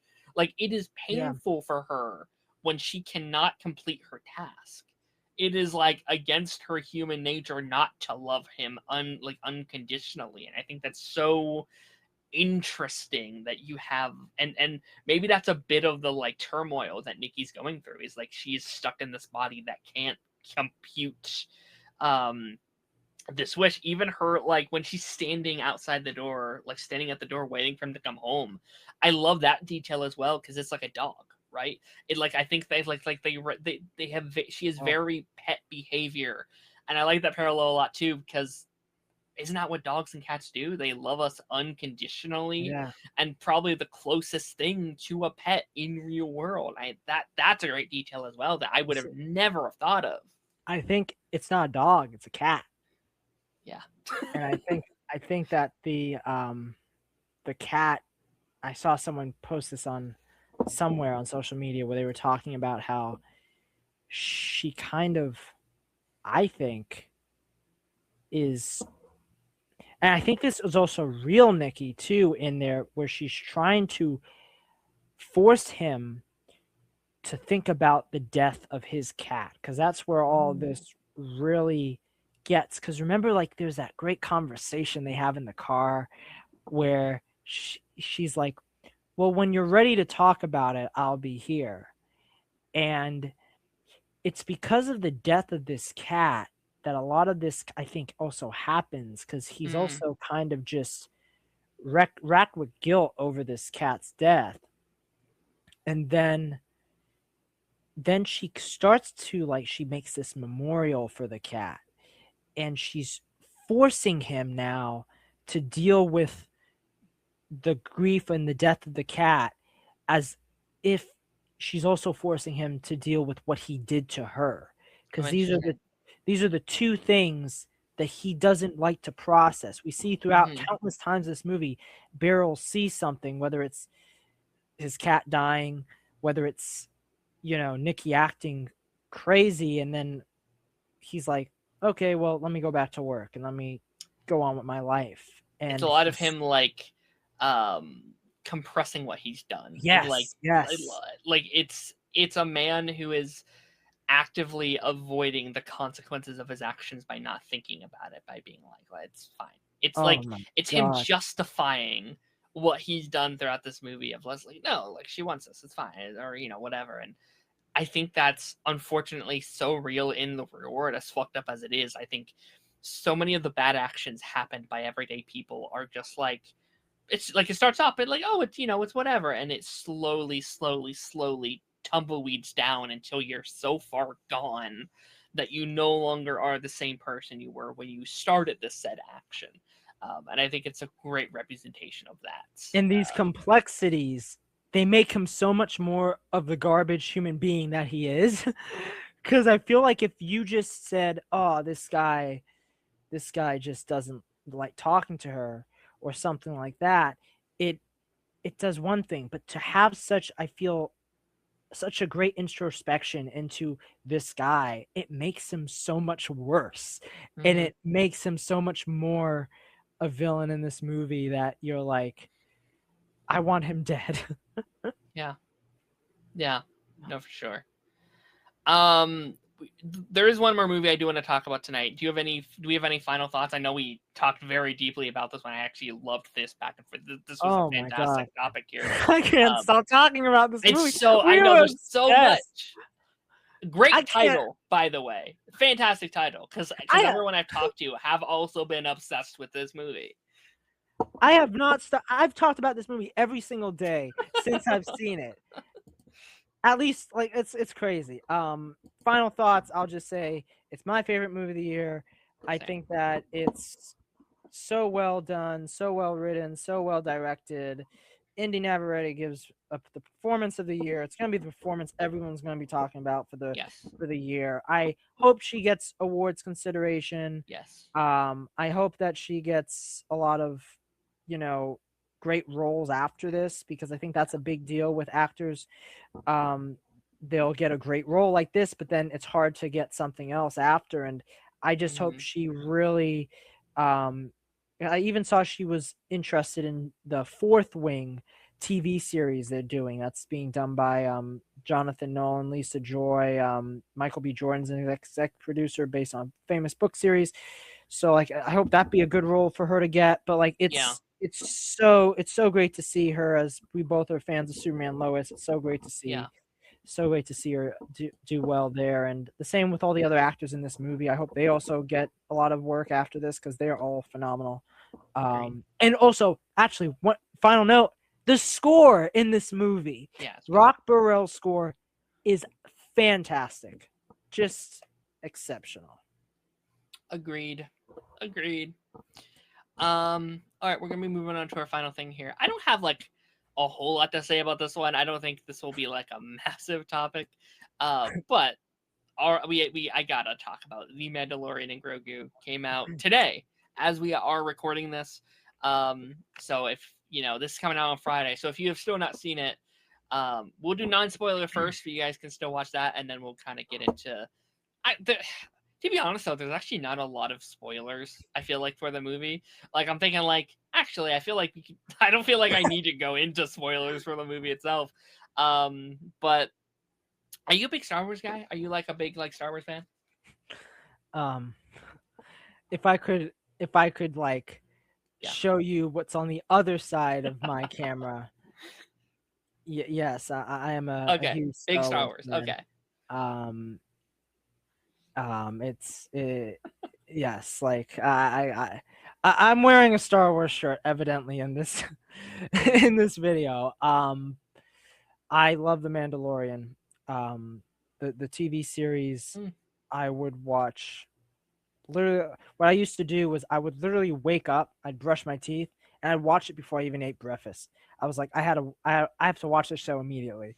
And I did that every single time it was out. Um, I even had my fair interest in season 3, even though I think season 3 is the weakest season. But Mm. I do like many things about it. Um, I think this might be my least favorite Star Wars movie, The Mandalorian Whoa. Grogu. Okay. I was going through that today, because my least favorite Star Wars movie is Star Wars: The Clone Wars. Yeah, And I same. think a lot of that has to do with the fact that it wasn't supposed to be a movie. It was a pilot. Yeah, it It was was the supposed setup. to be a TV show, and I think it's a bit unfair to that movie because I think they rushed it. I think they just edited it together and it was what it was. Well, funnily enough, they did the same thing again cuz Yeah, this was also supposed to be a TV show, and yeah, then they said, "Let's make it a movie." And yeah, it's almost kind of scary how similar it is because Dave Filoni once again is a part of this project. He has co-written this film. Um, they have brought Rada the Hutt back from the Clone yes, Wars. yeah, The film deals with a character now having to go and rescue this hut. yeah, Rada again.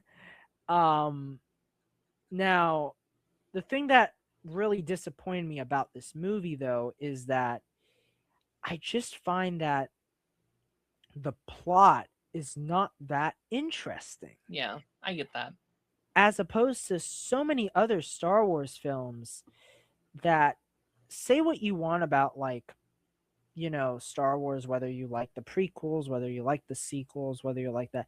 I feel like every Star Wars film has a plot that is captivating, whether it's Mhm. them having to save the princess, whether it's them having to go and find the chosen one, or them having to stop the Sith Lord, or there's always that. But here I felt like there was a disconnect between them making a movie, a Star Wars movie, where the main plot is them having to not just help this hut out, but kind of just have to deal with, the Imperial remnants, that they don't even really go into that all that much, because like Mhm. this story then shifts focus and becomes more about the huts than it is about the Imperial remnants. And it I mean, I don't even know why they cast them out, because Sigourney Weaver, I love Sigourney Weaver. Yeah, And when I watched her in this, I was so happy to see her, but at the same time, I don't think they give her anything to do. yeah. It's so. Listen, I like. I had a. I still had a pretty good time with this. Like, I really enjoyed this for what it was. But it's so clear this was literally just the first 3 episodes of Mandalorian season 4, and I Mm, think it works. It would have worked so much better as that, because every 45 minutes or so it does change tones and styles and plots a little bit. yeah. Like, it's so clear. Like, and they did the same thing, and I think it's literally the exact same situation, but they did the same thing with like Moana 2, where they came in here. Bob Iger came back and he said, "Hey, so what's our most profitable things right now? Disney, Moana. Okay, is there a new movie? No, we have a show. Nope, put that in the theaters. Star Wars. What's our most popular Star Wars thing? Well, it's Mandalorian. That's a TV show. Put it in the theaters." Which I understand. I do genuinely understand why they did that, and I think it will benefit them. Like, I do think this will make money. I do think it will do overall pretty well, at least more than a show would have, right? Um, but it's so like I think they were just so used to templating the show and how they did it. And I think the story can work. Like, I think on paper, I like the plot. I think the whole, like, I think Jabba was the highlight of the movie for me. I thought like his stuff was really good, but it's I think it has a pacing issue.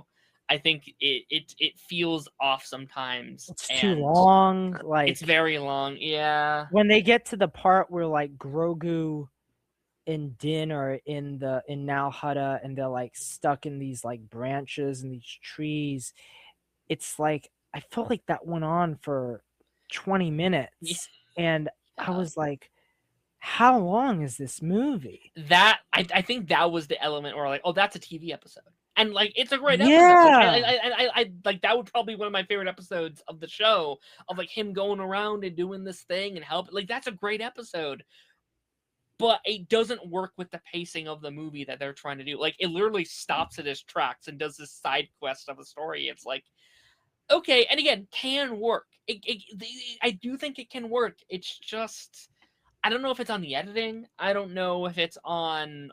I don't Jon know. Favreau, like it's this movie let me down on so many fronts because yes, there are some moments to love in it. I think the score by Ludwig Göransson is just exquisite. I mean, it's something that he's been always known for, and he adds like a new theme in Yeah. there. It's like a synth, like electronic theme that I didn't expect to hear in this movie, and I was like, "Ooh, this is With the is surround sound, holy shit, oh, it's it's so good. it's like yeah, this is why we go to the movies. We go to see Yes. Star Wars in the movies. We get this experience, but like it felt like they had all the right pieces. And this is why I was looking forward to The Mandalorian and Yeah. Grogu, because I was looking forward to seeing a Jon Favreau directed Star Wars movie on the big screen.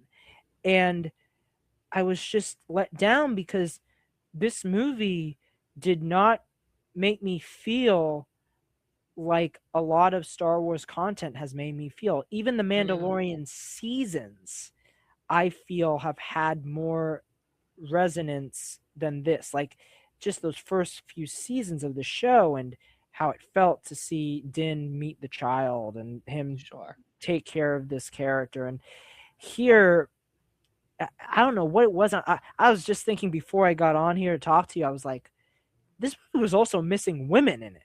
Because, like, in the show, you have Bo-Katan, you have the Armorer, you have Cara Dune, you have the one woman he meets in the in that forest planet, and then have all these phenomenal like women populating stories. And Yeah. here, yes, you have Sigourney Weaver, and I guess you have a female Hut, but like that's about it. And I want to see the girls. I want to see Bo-Katan. Like, where is she? Why isn't she in this movie? I was missing. I think I was also just missing the. I don't know. Like when it comes to seeing a Star Wars movie, there's always something I feel new that you're experiencing. Every Star Wars movie is like that. New planets, new characters, new worlds, new everything. But this movie, I think what really hurt it was we've seen everything before. Yeah. We've seen these characters before. We've seen these worlds before. We've seen, I mean, Ice Planet. How many ice planets have we seen at this point? How many planets have we seen that are in like a city metropolis? Like it's there wasn't anything interesting I thought about this movie, and that's what hurts because I think all the people involved, and I sound like a teacher, but like I expected more from them. I expected more from you, Jon Favreau. I expected more from these people that have given us more. And one thing one thing I want to point out is that this film does not include a long time ago in a galaxy far, far away at the start. Every single Star Wars movie has included this. Every single one. Solo, Rogue One, the Clone Wars movie.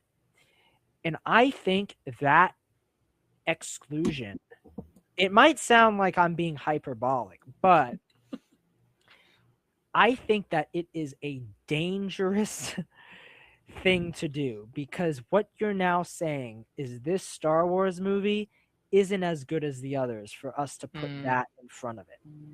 This is a TV show. It feels it's a very safe movie, definitely. It does kind of feel like the most studio driven Star Wars movie. Like, even if you don't like I guess Rise of Skywalker is also kind of up there in terms of studio driven stuff, but like, I don't know. I feel like even if you don't like some of these Star Wars movie, it usually always feels like it's done with passion and done with love, even if you don't like the final product of what it is. And again, like I think this movie is still fun. Like, you get all the things you love from Mandalorian, but I do think you're onto something in terms of just like yeah, it is kind of just, what you expect with Mando. It's just kind of like another adventure with Mando. Like it kind of feels like a comic book in some ways, where it's like here's a story that you never saw, that's separate from the main issue, but we still wanted to make it, so you kind of just put it out there. I don't think that's inherently a bad thing. I think honestly, I think what they wanted was a soft like land back into the Star Wars thing. I think they wanted okay, it's been 7 years. What's something safe and what's something reliable that we already know works? And I think they did that. And I don't necessarily think that's inherently a good thing, but I also understand kind of what they were going with too. Um, I think at the end of the day, I think this is it's fine. I think it exists. I don't think it's bad. I don't think it's there was at no point where I'm like, God damn it, guys, what are we doing? But I'm like, yeah, it's fine. I'm also never super impressed by anything either. I'm never like, yeah, let's go. I can't believe you did this thing kind of thing. So Like the action itself, it is it's good. Yeah. enjoyable. Like I really liked Embo in this movie, seeing Mm. Embo from the Clone Wars in live action. Mm. I like that they didn't waste him, because sometimes we've seen the tendency to bring characters back and then they don't give them much to do. But here, he got some really good fights with Mando, and they made him menacing. And I think that I even I'm still trying to figure out how I feel about Rod of the Hutt. I think at moments I really liked him. I liked his relationship with Grogu. I thought that worked for me. How he's can I feed him? That was He carried the movie unexpected. for me personally. Okay. He was my high. I really liked, in terms of something new. I kind of felt like that felt like something new for Star Wars for me, where it's I'm not you're kind of going in expecting, oh, this guy's going to be the villain or this guy's going to whatever, and he is kind of sometimes. But I do love the no, everyone expects me, I'm expected to either be this menacing warlord or die. And I don't want these people to decide my legacy. I thought that stuff was awesome. I thought that was great. I love that he's this little softy that just wants to kind of hang out and make his own. I thought that was great.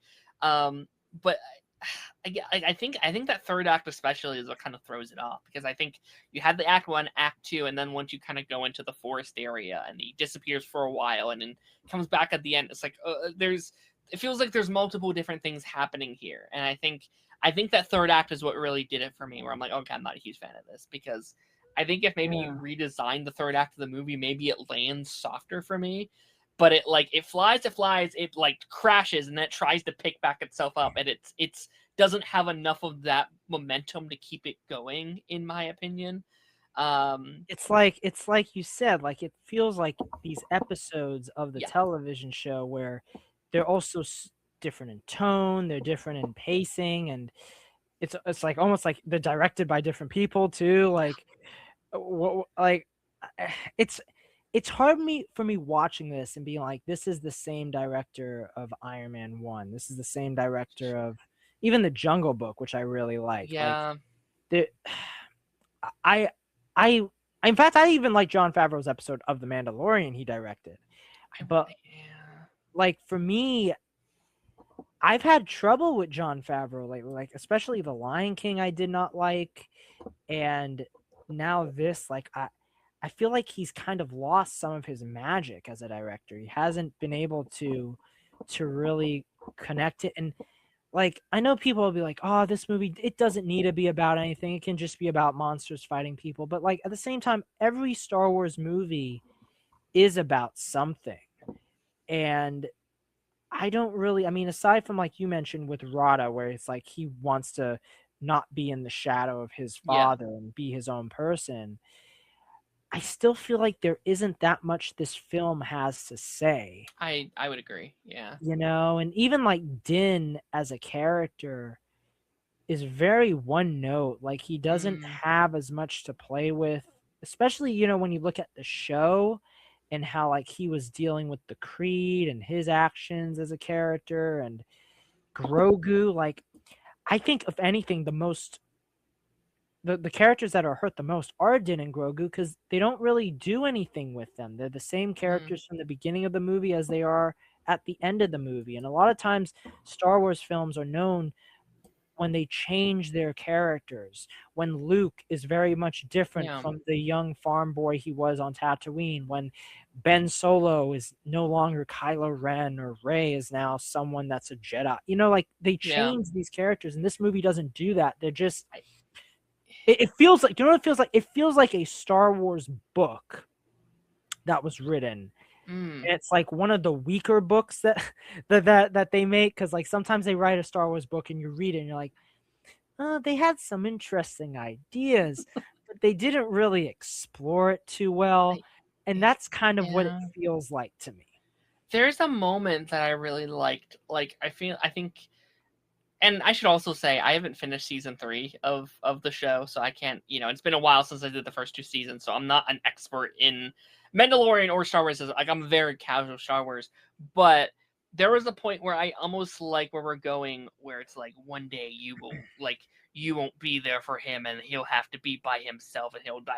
There's a minute I'm Yeah. like, oh, I really like this, and I think there could be a really interesting connection to Jabba, who is kind of doing the same thing in reverse. Someone who is going against his You mean parents and is trying to find his own path, and is like, I think I think they're really close. I think they're really close to being at gold. It just doesn't dig far enough to get there, I feel like. yeah. And I'm also like, it stinks because this is the first Star Wars movie in 7 years, and Yeah. you're like, was it worth the wait? Like, but then again, it wasn't even a movie they planned. It was something that was just so quick they made it because they wanted clearly to put a Star Wars movie I think out they in needed, theaters. yeah, which I think, the like Ryan Gosling one next year probably would have been a Starfighter, better return. Yeah, absolutely. Starfighter feels like very like traditional, But like see, I think, lightsabers, and yeah, yeah, I think with that one, that was when they didn't know was coming. Because I feel like if yeah, they knew that was coming, they would have made just that the waited a first year. one. Yeah, But I think in a way it does help that that's the one that's going to be released in the 50th anniversary year of Star oh, Wars that's next awesome. year. Yeah, This is one that I really hope that Lucasfilm and Disney learn the right lessons from, mm, because I am afraid that they're going to think that this is the right way to go.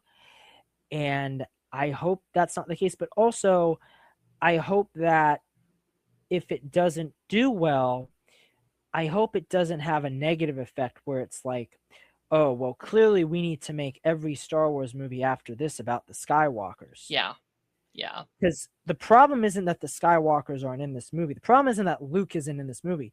The problem is that the characters themselves aren't interesting enough in this movie. And I think yeah. for me, Starfighter, I hope, gives us characters that are as interesting as we Hmm. know the Star Wars characters to be. And the fact that it is seemingly original new characters, Yeah.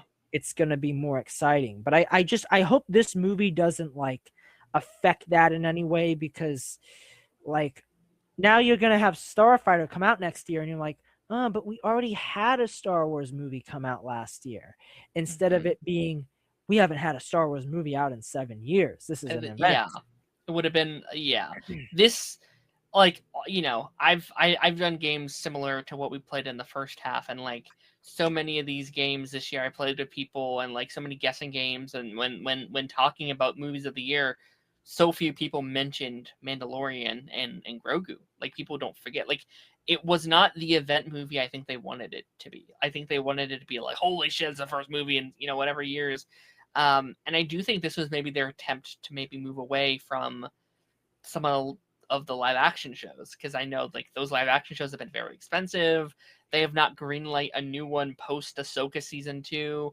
I have a feeling they really want to focus on live action movies, and then go back to like the animated shows. And I think this was maybe their attempt of like, well, where do we put Mandalorian? Oh, let's give him a movie. And again, I don't think, like, I don't mind if they continue to just do the movies, but you have to template it better. You can't write it as if it's a show, and I think that's what they did here. They wrote it as a show instead of a movie, which is weird because it's the opposite of what Disney Plus has done with the shows. Like, they wrote the shows like like movies, Yeah. right? So it's interesting seeing it the other way around. Yeah.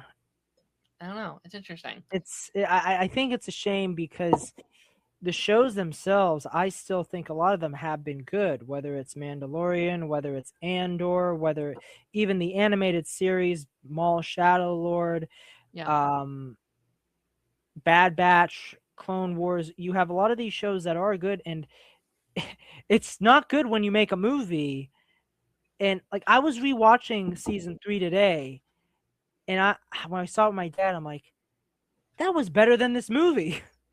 Like the TV show Yeah. that it's supposed to be, oh, come see the TV show on the big screen, but people can watch it at home on Disney Plus, and Yeah. it's I think better than the one that's in theaters right now. there's not a grab to go see this movie, I don't think. No. And I've been kind of fighting against that notion with people for the last like year or so, being like, no, I love a good TV movie. I do. I really love when you can take a show and you can put it into the movies and make it work. But you don't again, it is interesting because like typically when you do a TV movie, it's like, oh, this is like the big event of the whole show, and this is the big moment that you've been waiting for. Yeah. And yeah, like this is the other way around. It's like, yeah, you don't have to. It's like a filler kind of thing, which again isn't inherently bad. I don't need it to be like. I actually think that's one aspect of it I did almost kind of like, is I liked it wasn't like it's easily the lowest stakes Star Wars movie that's ever been like that they've ever had. And I think in theory that I like that. I like that it doesn't have to be war and like huge, whatever. Like, if he fails, obviously there'll be consequences, but like the world's not ending, or like all thousands of people Yeah. won't die, and that kind of like I did like that element, but it doesn't quite. I don't think it quite lands the mark. And I think though Disney, I feel like they knew that something was wrong because I don't know about you, but I've noticed they have been doing this thing with a lot of the marketing where they offer free tickets for this movie. Mm, And I got 3 free tickets, Darren. I got 3 free tickets for this movie. I used one of them today. I don't know what I'm gonna do with the other 2 because I don't know. I don't know if I want to go back to see this. I'm gonna have to find maybe a friend of mine that I'm yeah, gonna be like, hey, dude, can we like see this movie, but just talk through the entire time? Like, let's just make it a time where we can hang out. We yeah, go get a free hangout spot, but like we don't watch the movie because, like, man, yeah, I don't even know if I can see it one more time, let alone 2. And I know there are some people that are seeing it 5 times. I'm like, how do you guys want to see this yeah, 5 times before they even saw it the first time too? Like they don't know how they're gonna feel. So this has yeah, taught me one thing: do not buy free tickets for a movie until you watch the movie, and then you know whether you want to see it yeah, again. yeah, yeah. I'm curious where it leads. I'm curious where it goes. I'm really curious to watch the the box office over these next couple weeks. So that is going to be very interesting. I think it helps the lower budget Star Wars movie as well. It's not Yeah. the usual like $200 million or whatever. But yeah, I do think we're kind of heading towards the end there.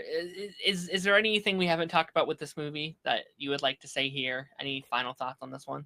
Yeah, I think most was said that could be Yeah. said. It was it was the Mandalorian and Grogu. Yeah. I, I did. I guess you could say the one thing that I did also like about the movie was I did like the one scene where he says leave Grogu and then he runs away, and I think once again Living Goranson's score just it's a very emotional moment in the movie, and I thought that worked. I thought that worked, and there's like a funny little bit where like Grogu's trying to put Din inside of this little hole, Yeah. and he keeps hitting it. That was what I was wanting the whole movie. Like that was great. That was great. But I think there are like great individual moments, and again, like I think each act, it's very like weirdly enough, it being like Jon Favreau, it's very Iron Man 2 to me, where individually it's all like it's great. right? It's like, oh, this is great, and this is great, and this is great, but it doesn't work as a movie. It doesn't work act 1, act 2, act 3 are all different tone, style, execution.